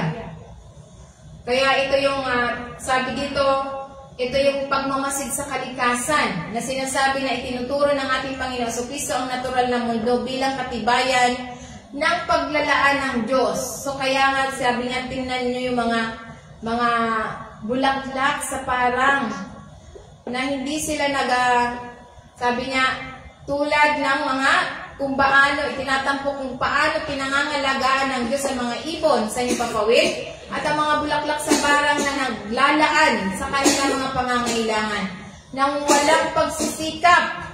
So, walang ginagawa ang mga ibon, mga bulaklak, pero sila ay pinapangalagaan ng Diyos na ito'y nagpapaalala sa atin ng kapangyarihan at pangangalagas ng Diyos sa bawat nilikha. So, mahalaga tayo sa Diyos, kaya ito yung dapat natin na dapat maramdaman ng Diyos na tayo ay pinapahalagahan din natin siya. So, yan ang sinasabi sa Biblia. Ano pa ang sinasabi niya? Sabi niya sa Mateo 6 verse 31, sabi niya, kaya huwag kayong mag-alala na sinasabi, ano ang aming kakainin, o ano ang aming iinumin, o ano ang aming isusuot. Kaya nga huwag na tayong mag-alala, sapagkat ito yung kahalagahan ng pagtitiwala natin sa Diyos, na sabi dito na tinanong ng ating Panginoon sa Kristo ang kahalagahan ng pag-aalala, na nagtatanong kung ito ay maaaring madagdag ng isang oras sa buhay ng isang tao. Kaya sa pamamagitan ng pagbibigay ng kawalang kabuluhan ng pag-aalala. So, ibig sabihin, sabi ng Panginoon, kapag tayo nag-aalala, ito'y walang kabuluhan. So, kaya nga kaya tayo bilang mga nagtitiwala sa paglalaan, na tayo magtiwala sa Diyos sa halip na mapuno ang ating isipan ng pagkabalisa. So, ina-encourage tayo ng Panginoon na tayo ay ibigay natin sa Kanya ang ating pagkabalisa. So, yan ang sinasabi sa banal na kasulatan. Kaya sinasabi pa niya sa Matthew 6 verse 33, sabi niya, but seek ye first His kingdom and His righteousness, and all these things will be given to you as well. So, kaya nga ini-encourage tayo na mas higit na pahalagahan natin ang katuwiran ng Diyos. Sapagkat sinasabi niya rito na unahin muna natin ang Kanyang kaharian at ang Kanyang katuwiran, at ang lahat ng mga ito ay idaragdag na lamang sa atin. So kaya nga iyan ang mahalaga na sinasabi sa banal na kasulatan, na tayo ay mas mahalaga tayo sa Diyos. Kaya priority natin na paglingkuran ang Diyos sa lahat ng aspeto ng ating buhay. Kaya sabi niya, priority of seeking God's kingdom. So, dapat priority natin ang paghahanap ng kaharian ng Diyos. Dahil inuutusan niya tayo bilang hanapin muna ang kaharian ng Diyos at ang Kanyang katuwiran. So, nangangahulugan ito na binibigyan natin ng prioridad ang espiritual na halaga. At hinayaan ang buhay sa kalooban ng Diyos. Hinayaan natin ang ating buhay sa kalooban ng Diyos, sapagkat kung isinosurrender natin, tayo nagpasakop sa Diyos, nangako ang Panginoon Kristo na kapag ang kaharian ng Diyos ay ang pangunahing pinagtutuunan natin ng pansin, ang lahat ng bagay, ang lahat ng ating pangangailangan ay ipagkakaloob lang sa atin. Kahit na hindi tayo manalangin, ipagkakaloob na sa atin. Yan ang prioridad na sinasabi kapag tayo nagtitiwala. Priority natin siya. First priority natin siya. Kaya kung first priority natin siya, lagi tayong excited sa gawain ng Panginoon. So, iyan ang sinasabi na dapat tayo'y laging binibigyan natin ng prioridad ang spiritual na halaga.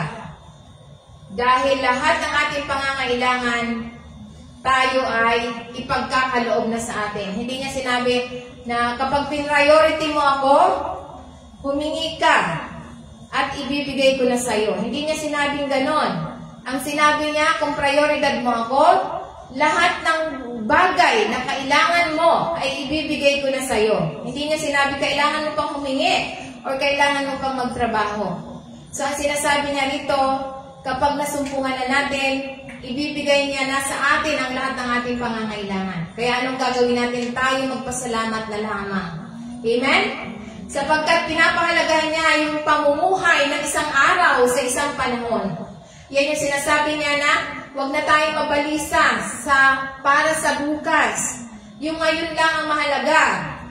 na sinasabi sa pamamagitan ng pagpapayo laban sa pag-alala tungkol sa bukas.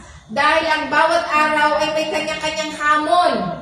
Kaya nga hindi kaya tayo bilang mga mananampalataya na ituon ang pamumuhay ng tapat sa kasalukuyang sandali na nagtitiwala sa paglaan ng Diyos para sa bawat araw. So araw-araw may bagong pagkakataon, may bagong mga hamon. Kaya nga, araw-araw lang ang nire-required sa atin. Huwag na tayo mag-aalala bukas ano kayang pagkain namin, bukas ano kayang pamasahe namin, bukas ano kaya yung pambayad due date na naman bukas.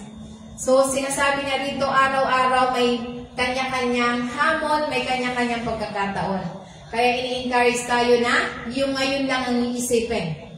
Yan yung sinasabi na ito'y nag-aalok ng malalim na turo tungkol sa pagtitiwala sa paglalaan ng Diyos at ang kawalang kabuluhan ng pag-aalala. Tinatawag tayo bilang mananampalataya na unahin ang spiritual na halaga, magtiwala sa pangangalaga ng Diyos at mamuhay ng may pananampalataya at pagtitiwala sa kanyang provision para sa ating pang-araw-araw na pangangailangan. So yan ang mahalaga na tinuro sa atin. So ano pa ang tinuturo sa atin? Eternal life and salvation. So tayo ay binigyan ng buhay na walang hanggan at kaligtasan. So kaya nga tinuturo sa atin bilang mga tagasunod sa kanyang mga turo, humahantong ito sa buhay na walang hanggan at kaligtasan. Ang mga mananampalataya tinawag na sumunod sa kanya ng tapat, alam na siya ang daan ng pakikipagkasundo sa Diyos. So kaya nga sinasabi niya sa banal na kasulatan, Jesus answered, I am the way, the truth, and the life. No one comes to the Father except through me. So kaya nga sabi niya, Jesus is the way, siya lamang ang daan. Bilang daan ng Diyos, ito'y binibigyan ng siya lamang ang tanging paraan upang makilala at magkaroon tayo ng ugnayan sa Diyos. Ang sangkatauhan, ikaw, ako, at tayong lahat na sumasampalataya sa Panginoong Kristo, siya lamang ang daan para tayo ay makipagkasundo. Ito yung buhay, mga turo, kamatayan, at muling pagkabuhay ng ating Panginoong Kristo na nagbibigay landas para sa pakikipagkasundo sa atin sa pagitan ng sangkatauhan at sa Diyos. So yan ang mahalaga na sinasabi, dahil sinasabi nga ng Panginoon na siya ang katotohanan. Wala nang ibang turo ng katotohanan, kundi ang katotohanan lamang bilang turo ng Panginoong Kristo. Dahil marami nagtuturo dyan. Pero ang resulta, magulong buhay. Ang iba, di ba ang turo dyan, okay lang na magpumatay, okay lang na mag-asawa, hanggang ilang beses mag-asawa, pero nangyari, resulta ay walang kapayapaan. Ang turo sa atin may kapayapaan. Kung maraming asawa, walang kapayapaan yan. Kung maraming sakit, walang kapayapaan. Kaya nga, ito lamang ang katotohanan na tinuturo ng Diyos sa atin na nagpapahiwatig na ang katotohanan ng buong kahulugan ay siya ang sagisag ng paghahayag ng Diyos sa katauhan na mahahayag na tunay na kalikasan ng Diyos ang katotohanan ng kasalanan ng tao at ang daan ng kaligtasan. Ang katotohanan na tayong lahat ay makasalanan. Kung hindi dahil sa pamamagitan ng Panginoong Kristo, hindi tayo maliligtas. Hindi tayo makakalapit sa Diyos. At hindi tayo magkakaroon ng buhay. Kaya nga ang iba walang buhay sapagkat lagi silang magulo ang buhay. So kaya nga siya ang buhay, bilang buhay sa pamamagitan nito ay nagpapahiwatig na siya ang pinagmumula ng espiritual na buhay. Buhay na walang hanggan sa pamamagitan ng paniniwala, pagsunod sa Kanya. Na tayo nagpapasakop sa Panginoon, ang mga mananampalatay maaaring makaranas ng masaganang buhay sa kasalukuyan at buhay na walang hanggan sa kabilang buhay. So yan ang buhay na inaalok sa atin ng Diyos sa pamamagitan ng buhay na ibinigay ng Diyos sa bawat isa sa atin sa pamamagitan ng pananampalataya natin sa ating Panginoong Kristo. Kaya nga ito yung pagka-exclusivity natin sa ating Panginoong Kristo. Na ito yung nasasaad ng pagiging eksklusibo ng kaligtasan sa pamamagitan ng pananampalataya natin sa ating Panginoon Jesucristo. Kaya nga yung mga hindi sumasampalataya sa Panginoon Jesucristo, 100% walang buhay, walang daan, wala silang kapayapaan, wala silang katotohanan. Puro kasinungalingan ang kanilang mga turo. So kaya nga, binabago pa nila ang kanilang wala sa Biblia. So kaya ito sinasabi na ito yung pundasyon bilang natatanging tagapagligtas sa tagapamagitan ng natin sa Diyos. At ito'y tinatawag ang mga mananampalataya na buong pusong yakapin ang Panginoon Jesucristo bilang Panginoon at tagapagligtas. Ipinagkakatiwala ang ating buhay sa Kanya at sumusunod tayo ng tapat sa Kanya mga turo. So kaya nga ito'y mahalaga na tayo ay sumusunod sa mga turo ng Diyos.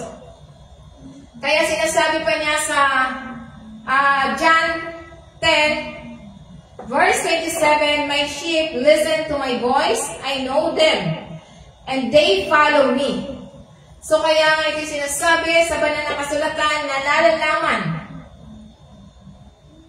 na sinasabi na ito yung ipinakilala ng ating Panginoon Jesucristo ang kanyang sarili bilang pastol, ang kanyang mga tagasunod na kumuha ng mga larawan ng kanyang mga tagapakinig. Ito yung pastol na nangangalaga, siya yung ating pastol na nangangalaga sa bawat isa sa atin.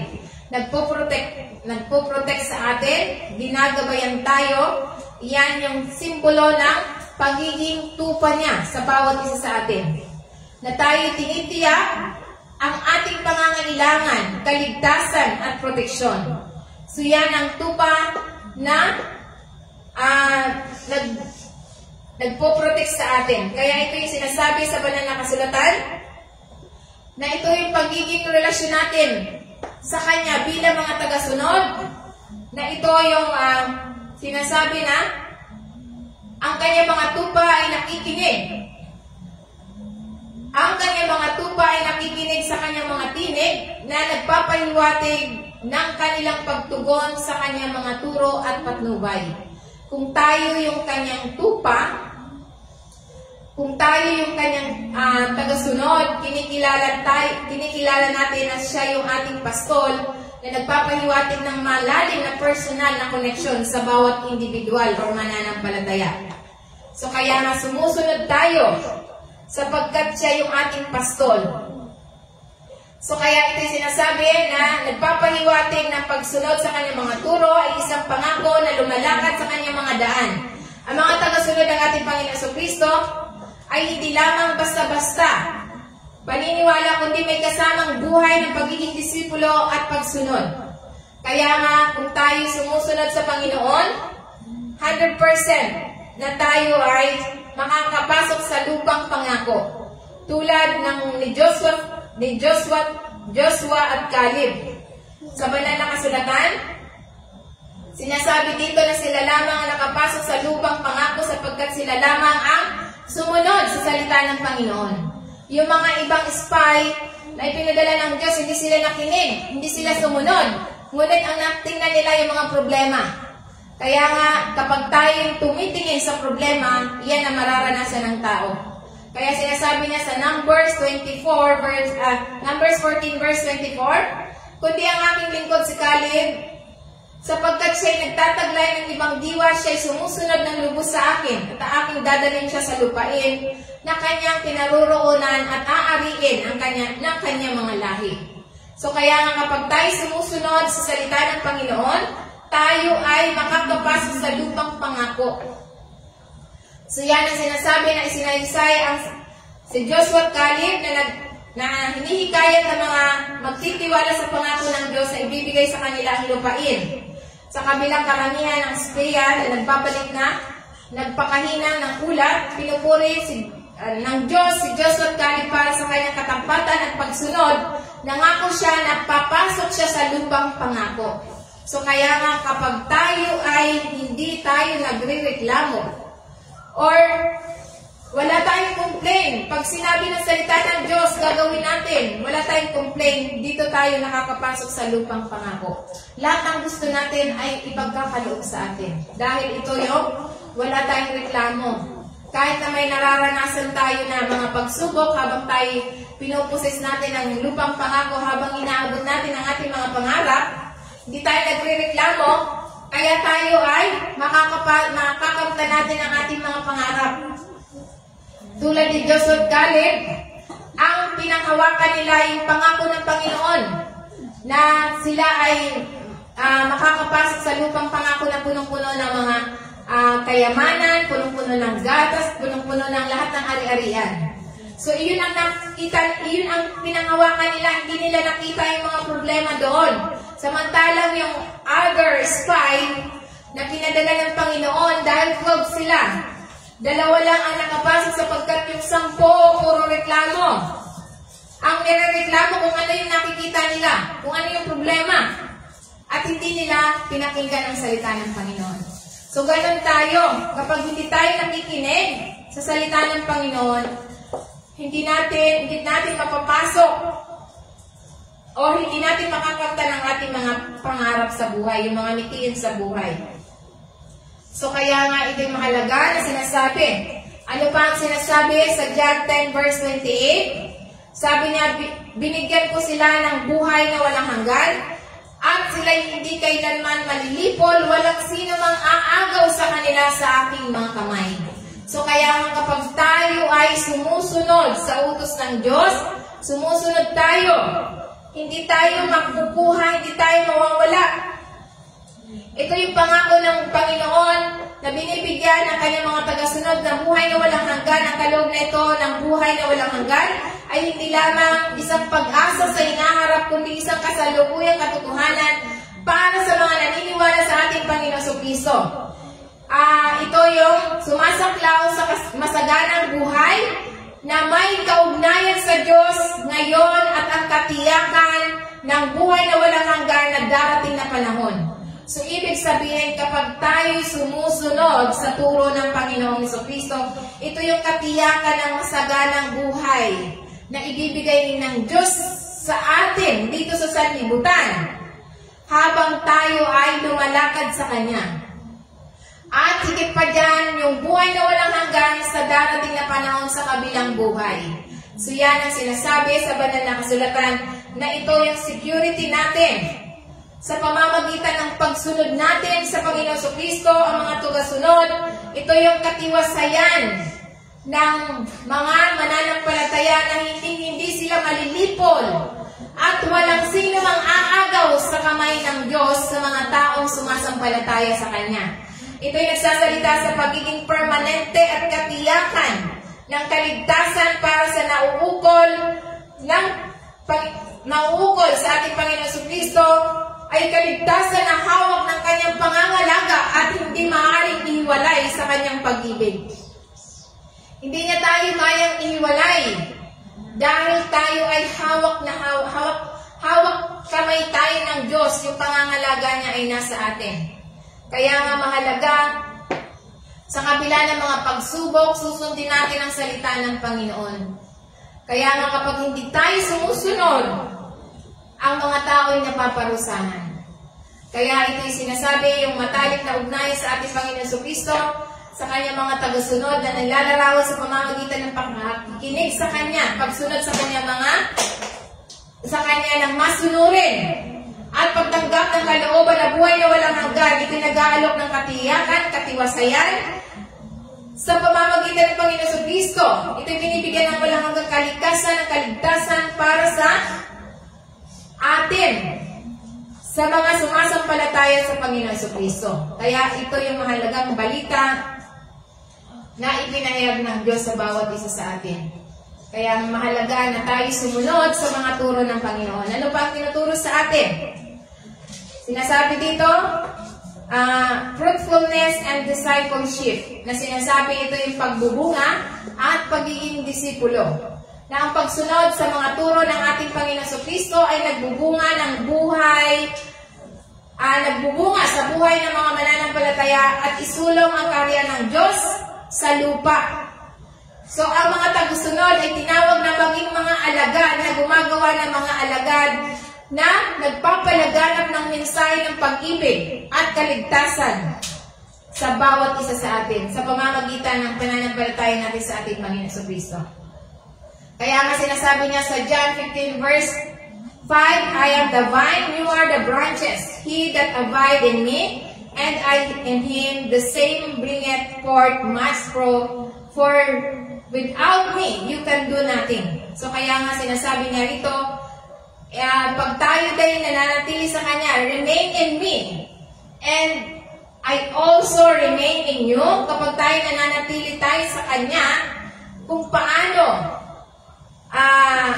paano nananatili ang Diyos sa atin, sinasabi dito na ito yung kahalagahan ng isang malapit at matalik na koneksyon sa pagitan niya at sa mga sumasampalataya.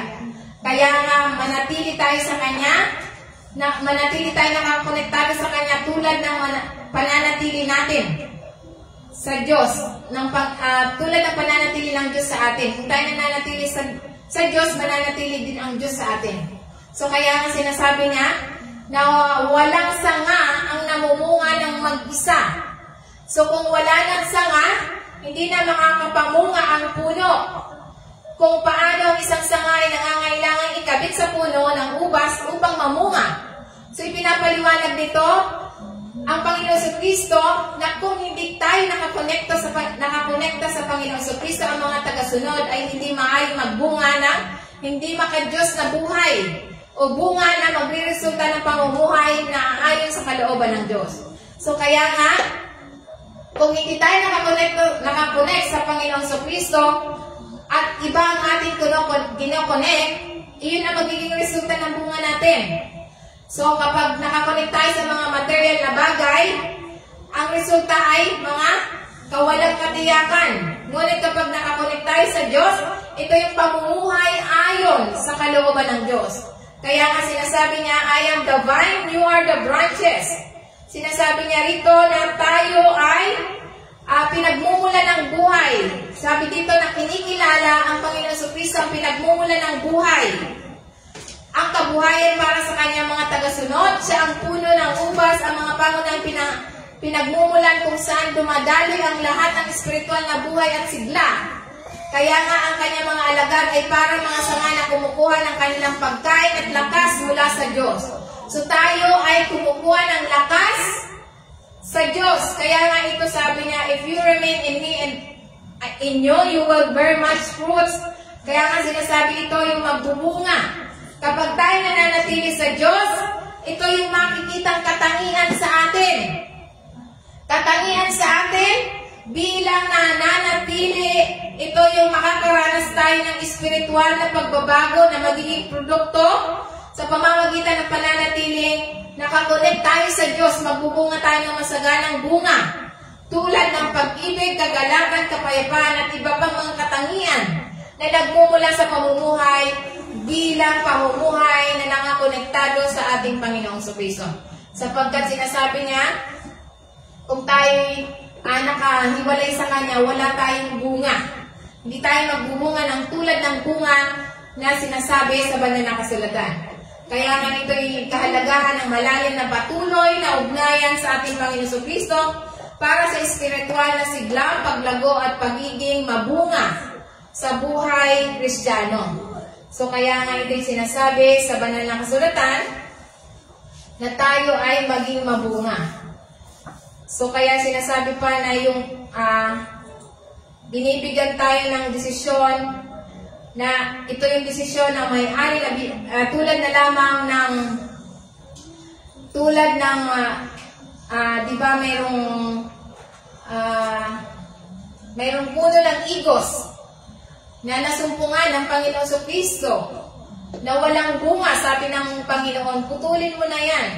Ngunit ano ang ginagawa ng mga na sinasabi na wag muna, baka sakaling magbunga sa susunod na taon. Kaya nga ito sinasabi na yung parabolon sa talinghaga sa puno ng igos na sinasabi, nagtanim sa kanyang ubasan at naparoon at humanap ng bunga niyaon at walang nasumpungan. Ngunit, at sinabi sa nangangalaga ng mga ubas, narito 3 taon nang pumarito akong humahanap ng bunga ng puno ng igos na ito, at wala akong masumpungan. Putulin mo, bakit pa makakasikip pa sa lupa? Sabi ng Panginoon. Kaya nga ito sinasabi pa, pagsagot niya sinabi sa kanya Panginoon, pabayaan mo muna sa taong ito hanggang sa aking mahukayan sa palibot at malagyan ng pataba. So kaya nga yung mga tao binibigyan ng chance na ipagpatuloy na maging mabunga. Ngunit nasa atin ang pagpili. Nasa atin ang pagpili kung tayo binigyan ng chance ng Panginoon na tayo ay binigyan tayo para ipagpatuloy yung paglilingkod sa Panginoon or hindi. Kaya nga ito yung pagdidesisyon na sinasabi na binibigyan ang desisyon ng may-ari na bigyan ang puno ng igos ng isang pagkakataon sa kabila ng maliwanag na pagkabigo na ito na sumasalamin sa walang hanggang awa at biyaya ng Diyos sa sangkatauhan, na binibigyan tayo ng pagkakataon para ang Diyos ay matyaga sa atin, na binibigyan tayo ng pagkakataon para sa pagsisisi, paglago at pagbabago kahit na tayo ay nagkukulang o nabigo, na mamunga, na inaasahan na mamunga tayo. Mamunga tayo sa katuwiran. So kaya nga ito yung sinasabi sa banal na kasulatan na yung pangangasiwa ay pamamahala ng mga mapagkukunan na pinagkakatiwala sa atin, na inaasahan tayo na mamunga ng puno dahil sa layunin ng Diyos sa bawat isa sa atin. Tinawag tayo ng mga siwa sa mga talento, oras at pagkakataon. Ginagamit ang mga ito ng matalino at produktibo para sa higit na kabutihan at katuparan sa ating mga banal na tungkulin. So kaya nga iyan yung sinasabi na sa banal na kasulatan na binasa natin, na nakiusap yung hardinero na bigyan ng pagkakataon na ipakita at gagawa ng pagkakataon ng posibilidad at magtubos, na binibigyan din sa huling lahat para sa pagbabago, para umunlad at gumawa ng positibong pagbabago. Kung paano nag-aalok ang hardinero na alagaan ng puno, may espesyal na atensyon at pataba, pinapahalagan tayo ng ating kakayahang suportahan at katiyakan ng iba sa kanilang paglalakbay at pagbabago. So binibigyan tayo ng chance ng Diyos na magbago. Kaya nga hindi tayo pinuputol. Kaya nga yung mga tao na binigyan ng chance, so dapat magbago at patunayan sa Diyos na ito yung naglala ng babala tungkol sa pananagutan at paghatol, na ito'y putulin ang puno ng igos na sumisimbolo sa realidad ng paghatol para sa mga hindi mabungang buhay. So kaya nga kapag hindi tayo namunga, binigyan na tayo ng chance, hindi tayo nagsisi, hindi tayo nagbago, hindi tayo namunga, hindi nagsisipit sa ating paalala na ang Diyos ay matyaga at maawain, na tayo ay binibigyan tayo ng pagkakataon ng panahon upang makapagsisi.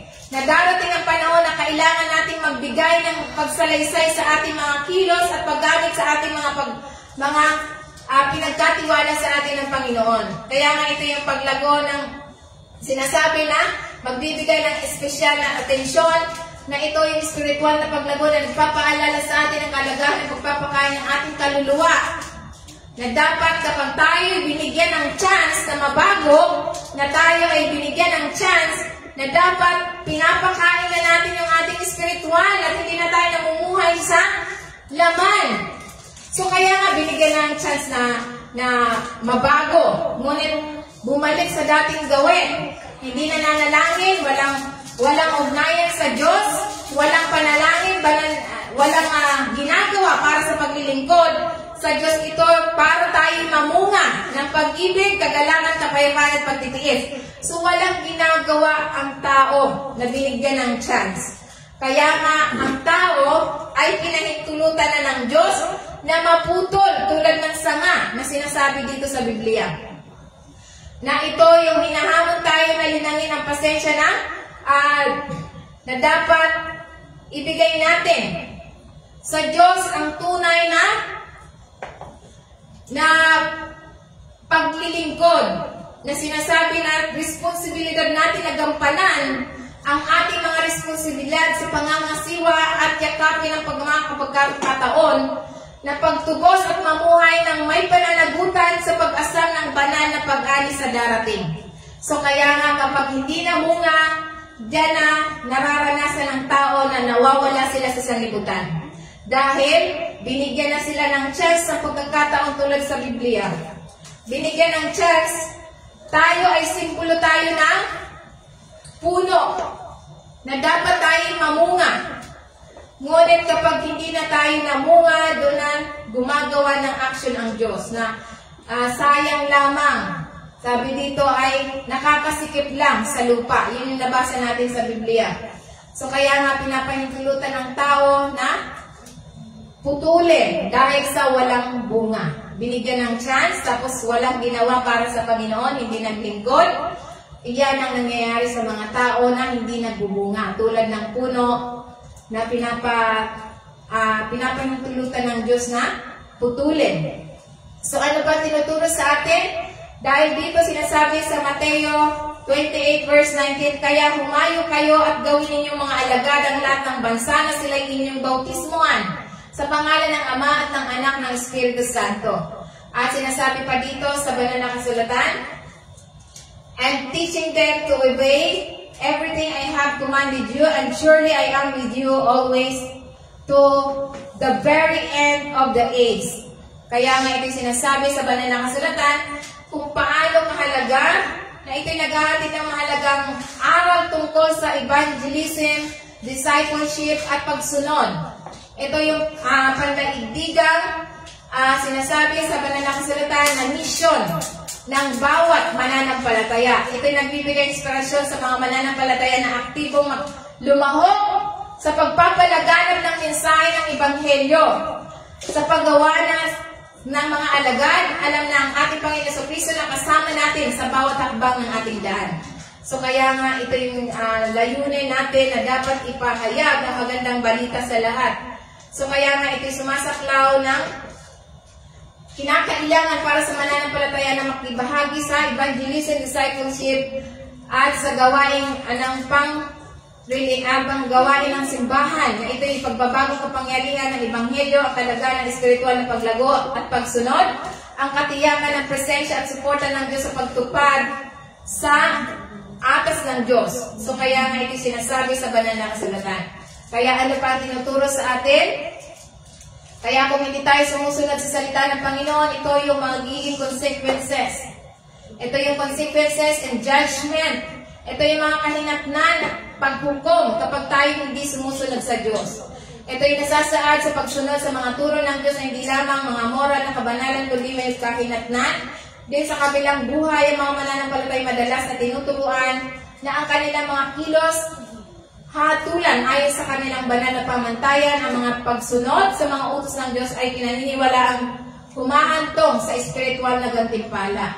So kaya nga kapag tayo ay sumusunod, espiritual na gantimpala, habang ang pagsusuway ay maaari magresulta ng espiritual na kahinatnan. So kaya nga ito'y sinasabi ng banal na kasulatan na ito yung paghatol batay sa pagsunod sa mga turo ng Diyos ay tinatampok ng kalagayan ng pamumuhay ayon sa pamantayan ng Diyos. So kaya sinasabi niya sa Matthew 25 verse 31, sinasabi dito, dapat nagparito ang anak ng tao na nasa kanyang kaluwalhatian kasama ng lahat ng mga anghel kung magkagayoy lukluk siya sa kaluklukan ng kanyang kaluwalhatian. So, verse 32. Sinasabi pa niya rito sa verse 32, at titipunin sa harap niya ang lahat ng mga bansa at sila ay pagbubukod-bukodin niya gaya ng pagbubukod-bukod ng pastor sa mga tupa at sa mga kambing. So, kaya nga ang kambing ay simbolo ng walang pagsunod. Ang tupa ay sumusunod sa salita ng Panginoon. So, kaya ito sinasabi sa 25, Matthew 25 verse 33, At ilalagay niya ang mga tupa sa kanyang kanan, datapwat sa kaliwa ang mga kambing. So verse 34, sinasabi sa banal na kasulatan, verse 34, kung magkagaisa sabihin ng hari na nasa kanyang kanan, magsiparito kayo mga pinagpala ng aking ama, manahin ninyo ang kaharian na nakahanda sa inyo, buhat ng itatag ang sanlibutan. So verse 35 na sinasabi sa banal na kasulatan, na sinasabi sapagkat ako'y nagutom at ako'y inyong pinakain, ako'y nauhaw at ako'y inyong pinainom, ako'y naging taga ibang bayan at inyo akong pinatuloy. So verse 36, naging hubad at inyo akong pinaramitan, ako'y nagkasakit at ako'y inyong dinalaw, ako'y nagbilanggo at ako'y inyong pinanruroonan. So yan ang sinasabi sa banal na kasulatan na ito ay sinasabi pa sa verse 40. Sinasabi pa sa verse 40, ito naman ang simbolo ng mga kambing. So ito ay sinasabi sa verse 40, at sasagot ang hari sa kanilang katotohanan, sinasabi ko sa inyo, yamang ginawa ninyo sa isa sa aking mga kapatid, kahit sa pinakamaliit na ito, ay sa akin ninyo ginagawa. So kung ginawa natin yon sa Panginoon, yung ginawa yung sa Biblia, na tayo ay dumalaw sa may sakit, dumalaw tayo sa binangguan, so ginagawa natin sa Panginoon yon. Kaya sinasabi pa niya sa verse 41, kung magkagaisa sabihin naman niya sa mga kaliwa, magsilayo kayo sa akit, kayo mga sinumpa, at pasa sa apoy na walang hanggan, na ihanda sa dyablo at sa kanya mga anghel. So kaya nga yung mga simbolo ng tupa, ito yung mga wala silang ginawa. Sapagkat, sabi niya, sa verse 42, sapagkat ako'y nagutom, hindi ninyo ako pinakain, ako'y inauhaw at hindi ninyo ako pinainom. So kanina, yung mga pinainom nila, pinakain nila yung nagugutom. Ngayon, ito yung mga simbolo ng kambing na wala silang ginawa. Na sinasabi sa banal na kasulatan, sa verse 44, sinabi pa dito, kung magkagayon sila na may magsisagot na nagsisipagsabi, Panginoon, kailan ka na namin nakitang nagugutom o nauuhaw o isang taga-ibang bayan o hubad o may sakit na nasa bilangguan at hindi ka namin pinaglingkuran. So kaya nga, sinasabi pa dito sa verse 45, kung magkagayon sila, sasagot niya at sasabihin katotohanan, sinasabi ko sa inyo na yamang hindi ninyo ginawa sa maliit na ito ay hindi ninyo ginawa sa akin. So kaya nga, anuman ang ating ginagawa sa mga tao, yun ay ginagawa natin sa Diyos. Kaya sinasabi niya sa banal na kasulatan, sa verse 46, at ang mga ito ay mga paroon sa walang hanggang kaparusahan, datapwat ang mga matuwid sa walang hanggang buhay.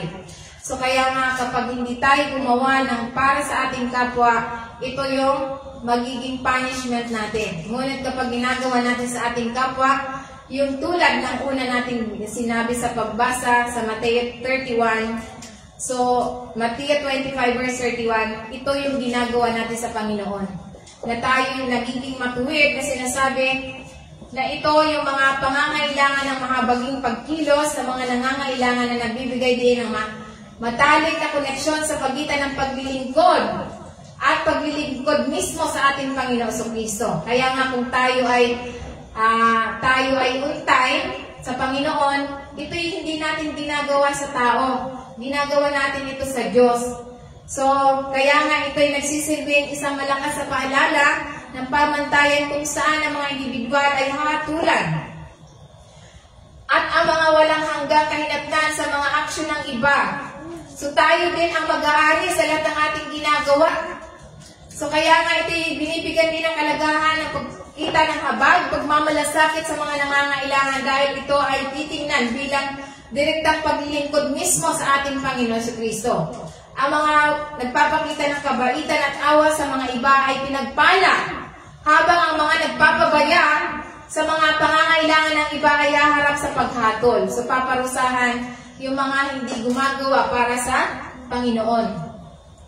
So kaya sinasabi pa niya rito sa Revelation 20 verse 12, Sabi niya, at nakita ko ang mga patay, malaki at maliit na nakatayo sa harapan ng trono, nagbuksan ang mga aklat. Nabuksan ang isa pang aklat na siyang aklat ng buhay. Hinatulan ng ang mga patay ayon sa kanilang ginawa, ayon sa nasusulat sa mga aklat. So kaya nga, tayong lahat ay may aklat ng buhay. Book of Life. Dito sa sanlibutan, ito yung nakalista sa langit, sa lahat ng ginagawa natin. Paano kung wala tayong ginagawa para sa Panginoon? At kakatok si kamatayan. Kakatok yung mga problema. So paano tayo bibigyan ng pagkakataon pa ng Diyos tulad na lamang ni Ezekiel? Nung siya ay pinaalam ng anghel ng Diyos na sabi, Hezekiah, mamamatay ka na. Mamamatay ka na. Ngunit ano ang sabi ni Hezekiah, Panginoon, alalahanin mo. May ginawa, naglilingkod ako sa iyo. Naglilingkod ako sa iyo. Kaya nga napagbigyan siya ng another 15 years dahil sa paglilingkod niya. So kung tayo, wala tayong ginagawa para sa Panginoon, hindi tayo faithful sa time, hindi tayo faithful sa finances, hindi tayo faithful, wala tayong magagawa kapag kumatok na si Satan sa buhay natin. Kaya nga hanggat may pagkakataon, maglingkod tayo sa Kanya. Kaya nga iti naglalarawan ng paghatol kung saan ang mga patay at naman ang kanilang katayuan ay nakatayo sa harapan ng trono ng Diyos, binubuksan ng mga aklat na sumasagisag ng mga talaan ng kanilang mga ginagawa. Sila ay inuhusgahan na ayon. Binabanggit din sa aklat ng buhay na pinaniniwala ang naglalaan ng mga pangalan ng mga taong nagmamana ng buhay na walang hanggan. So kaya nga ang aklat ng buhay, dito nakasulat ang lahat ng ginawa natin. Ang aklat ng buhay, dito nakalagay lahat ng ginawa natin dito sa sanlibutan. Kaya nga mahalaga na mabasa ng Diyos ang ating aklat, bawat aklat natin. Kaya mahalaga na dapat bigyan natin ng halaga ang paglilingkod sa Panginoon. Dahil ito yung kahinatnan kapag tayo ay hindi sumusunod. Amen? So ano ba tinuturo sa atin? Tayo ay mayroong spiritual fulfillment. Spiritual na katuparan.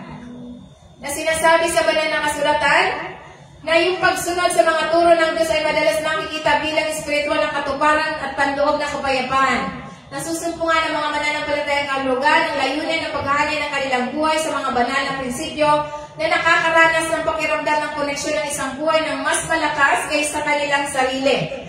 Ang pagsunod sa mga turo ng ating Panginoong Jesucristo ay maaaring magdulot ng isang malalim na pakiramdam ng katuparan at kasiyahan na nagbibigay ng isang balangkas ng pamumuhay, ng isang makabuluhan at may layunin ng buhay. So may layunin tayo kapag tayo sumusunod sa turo ng ating Panginoong Jesucristo. Ang pagsunod sa turo ng Diyos ay humahantong sa spiritual na katuparan.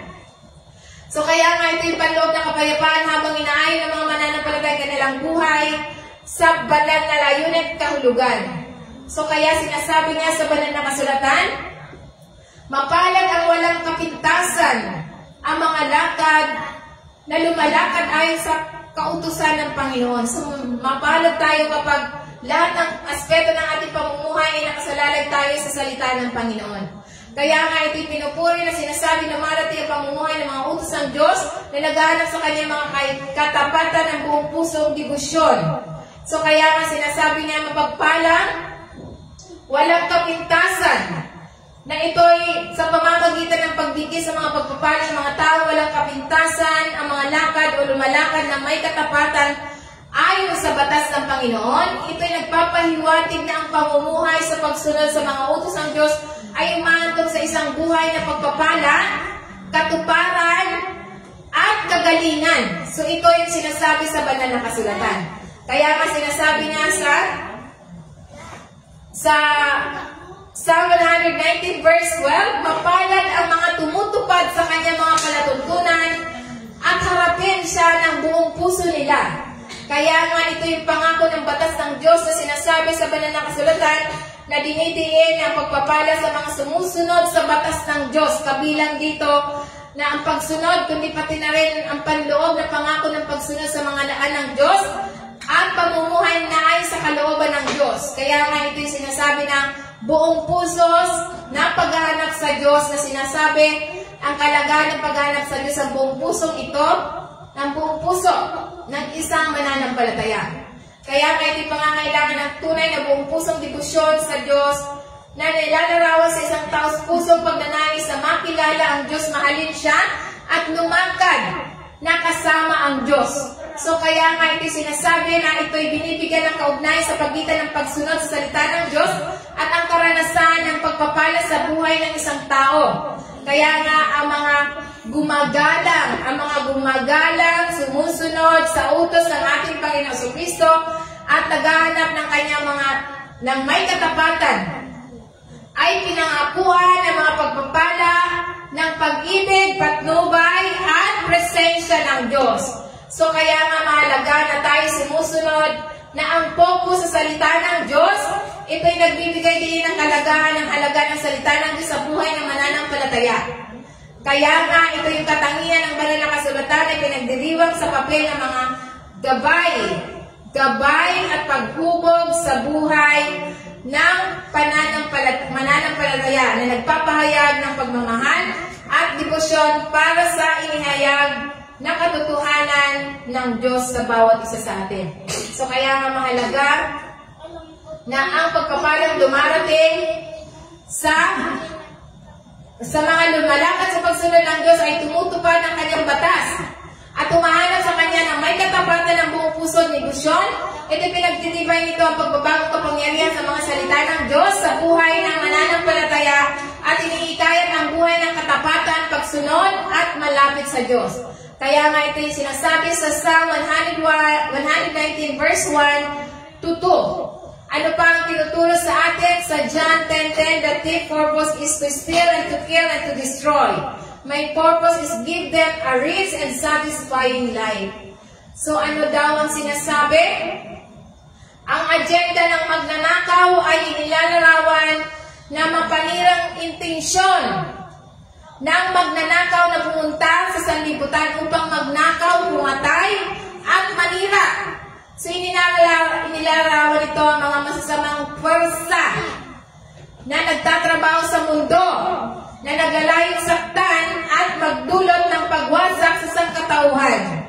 Kaya nga ito yung mga kabilang, yung mga pwersa nito ng kasalanan, kasamaan, espiritual na pagkalipin, at impluensya ng mga turo, ng mga maling turo. So ito yung ginagawa ng mga kampo ni Satanas. So kaya nga, ano ang mission ng Panginoon Jesucristo sa buhay natin? Ang mission niya sa atin na tayo ay magbigay siya sa bawat isa sa atin, sa iyo, sa akin, sa ating lahat. Ang mission ng Panginoon ay bigyan tayo ng masaganang buhay. Sino ang bibigyan niya ng masaganang buhay? Yung mga sumusunod sa kanyang turo. Na ito, yung masaganang buhay na ito ay hindi lamang pag-iral, kundi isang buhay na inilalarawan sa kapanahunang kapunuan ng kayamanan at sigla. Ito ay sumasaklaw sa espiritual na buhay, physical na kagalingan, emotional na kabuuan at walang hanggang kaligtasan. So ito ang misyon ng Panginoon sa atin, na tayo'y masaganang buhay sa pamamagitan ng Panginoon Jesucristo. Na ito'y nag-aalok sa atin ng kaligtasan, nag-aalok siya ng isang buhay ng kasaganaan at katuparan. Na masaganang buhay na ito na nagiging posible sa pamamagitan ng isang relasyon natin sa Panginoon Jesucristo. Na siyang pinagmumula ng tunay na buhay at ang paraan kung saan sa katauhan ay maaari makaranas ang kabuuan at pag-unlad. So kaya nga iyan ang layunin ng Panginoon. Ayaw ng Diyos na tayo nasasaktan. Ayaw ng Diyos na tayo ayaw ng Diyos na ang tao niya ay namamatay. Ayaw ng Diyos na ang tao niya ay nahihirapan. Kaya nga ito yung kalikasan ng kanyang misyon na tinutugunan sa atin ng pangangailangan ng sangkatauhan sa spiritual, physical at emotional at relasyon. Dumating ang Panginoon Jesucristo sa atin upang magdala ng pagpapanumbalik, pagpapalibago sa bawat aspeto ng buhay ng ating mga natin bilang mga tao na apektado ng kasalanan at pagkasira. So kaya nga mahalaga na ito'y malaking pagkakaiba sa pagitan ng layunin ng ating Panginoon Jesucristo at ang layunin ng mga kaaway. Ang magnanakaw ay naghahangad na magdulot ng pagwasak, kamatayan. Ngunit ang Panginoon Jesucristo ay nag-aalok ng buhay at masaganang buhay. Ang mga mananampalatay tinawag na pumili kung ano, kung sino ang kanilang susundin. So tayong lahat ay may kalayaang pumili. Hindi tayo ginawang robot ng Diyos, ngunit tayo binigyan ng kalayaang pumili kung sino ang susundin, kung yung bang sanlibutan or ang Panginoong Jesucristo. Upang maranasan natin ang masaganang buhay na inaalok ng Panginoong Jesucristo, nasa atin ang pagpili. Kaya nga kung gaano kahalaga na sundin natin ang salita ng Panginoon. Kaya nga ito'y sinasabi na ito yung misyon ng ating Panginoong Jesucristo na magdala ng masaganang buhay sa sangkatauhan na nag-anyaya sa mga mananampalataya or individual na yakapin ang isang buhay na puno ng sigla na matatagpuan lamang sa relasyon natin sa ating Panginoong Jesucristo, na tinitiyak nito sa atin bilang mananampalataya na ang pagbabagong kapangyarihan sa gawain ng pagtubos ng ating Panginoong Jesucristo at inaanyayahan tayong maranasan ang kayamanan ng buhay na nasa Kanya sa pamamagitan lamang ng ating pagsunod sa turo ng Panginoong Jesucristo.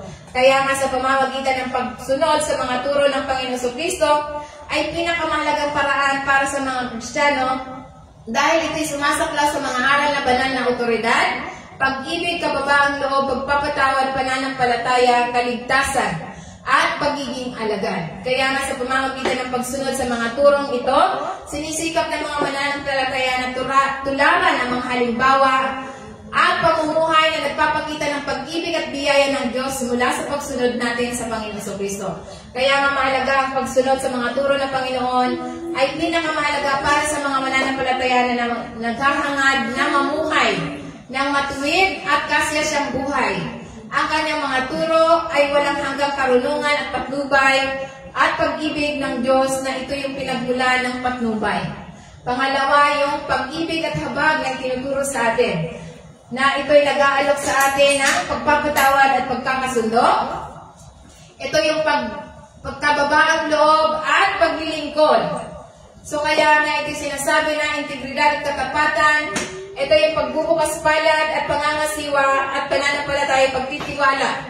So kaya nga ito yung mahalagang mensahe na ibinahayag ng Panginoong Kristo na ang pagsasama-sama ng salitang talata sa Biblia na nagbibigay ng matibay na pundasyon para sa pangunawa at sa pagsasabuhay ng aral na nagmumula lamang sa turo ng ating Panginoong Kristo na gumagabay sa mga individual na mamuhay na nilalarawan sa pamamagitan ng pag-ibig, pagpapatawad, pagpapakumbaba, karunungan, integridad at pagbubukas palad at pananampalataya. So ito ang magandang balita. How important is it to follow the teaching of our Lord Jesus Christ? So ito ang mapagpalang umaga po sa ating lahat. Palakukan po natin, Panginoon.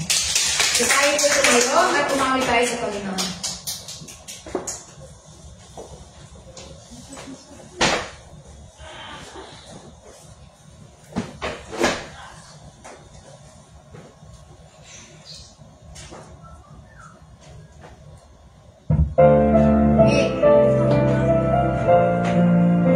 Tayo po umawit.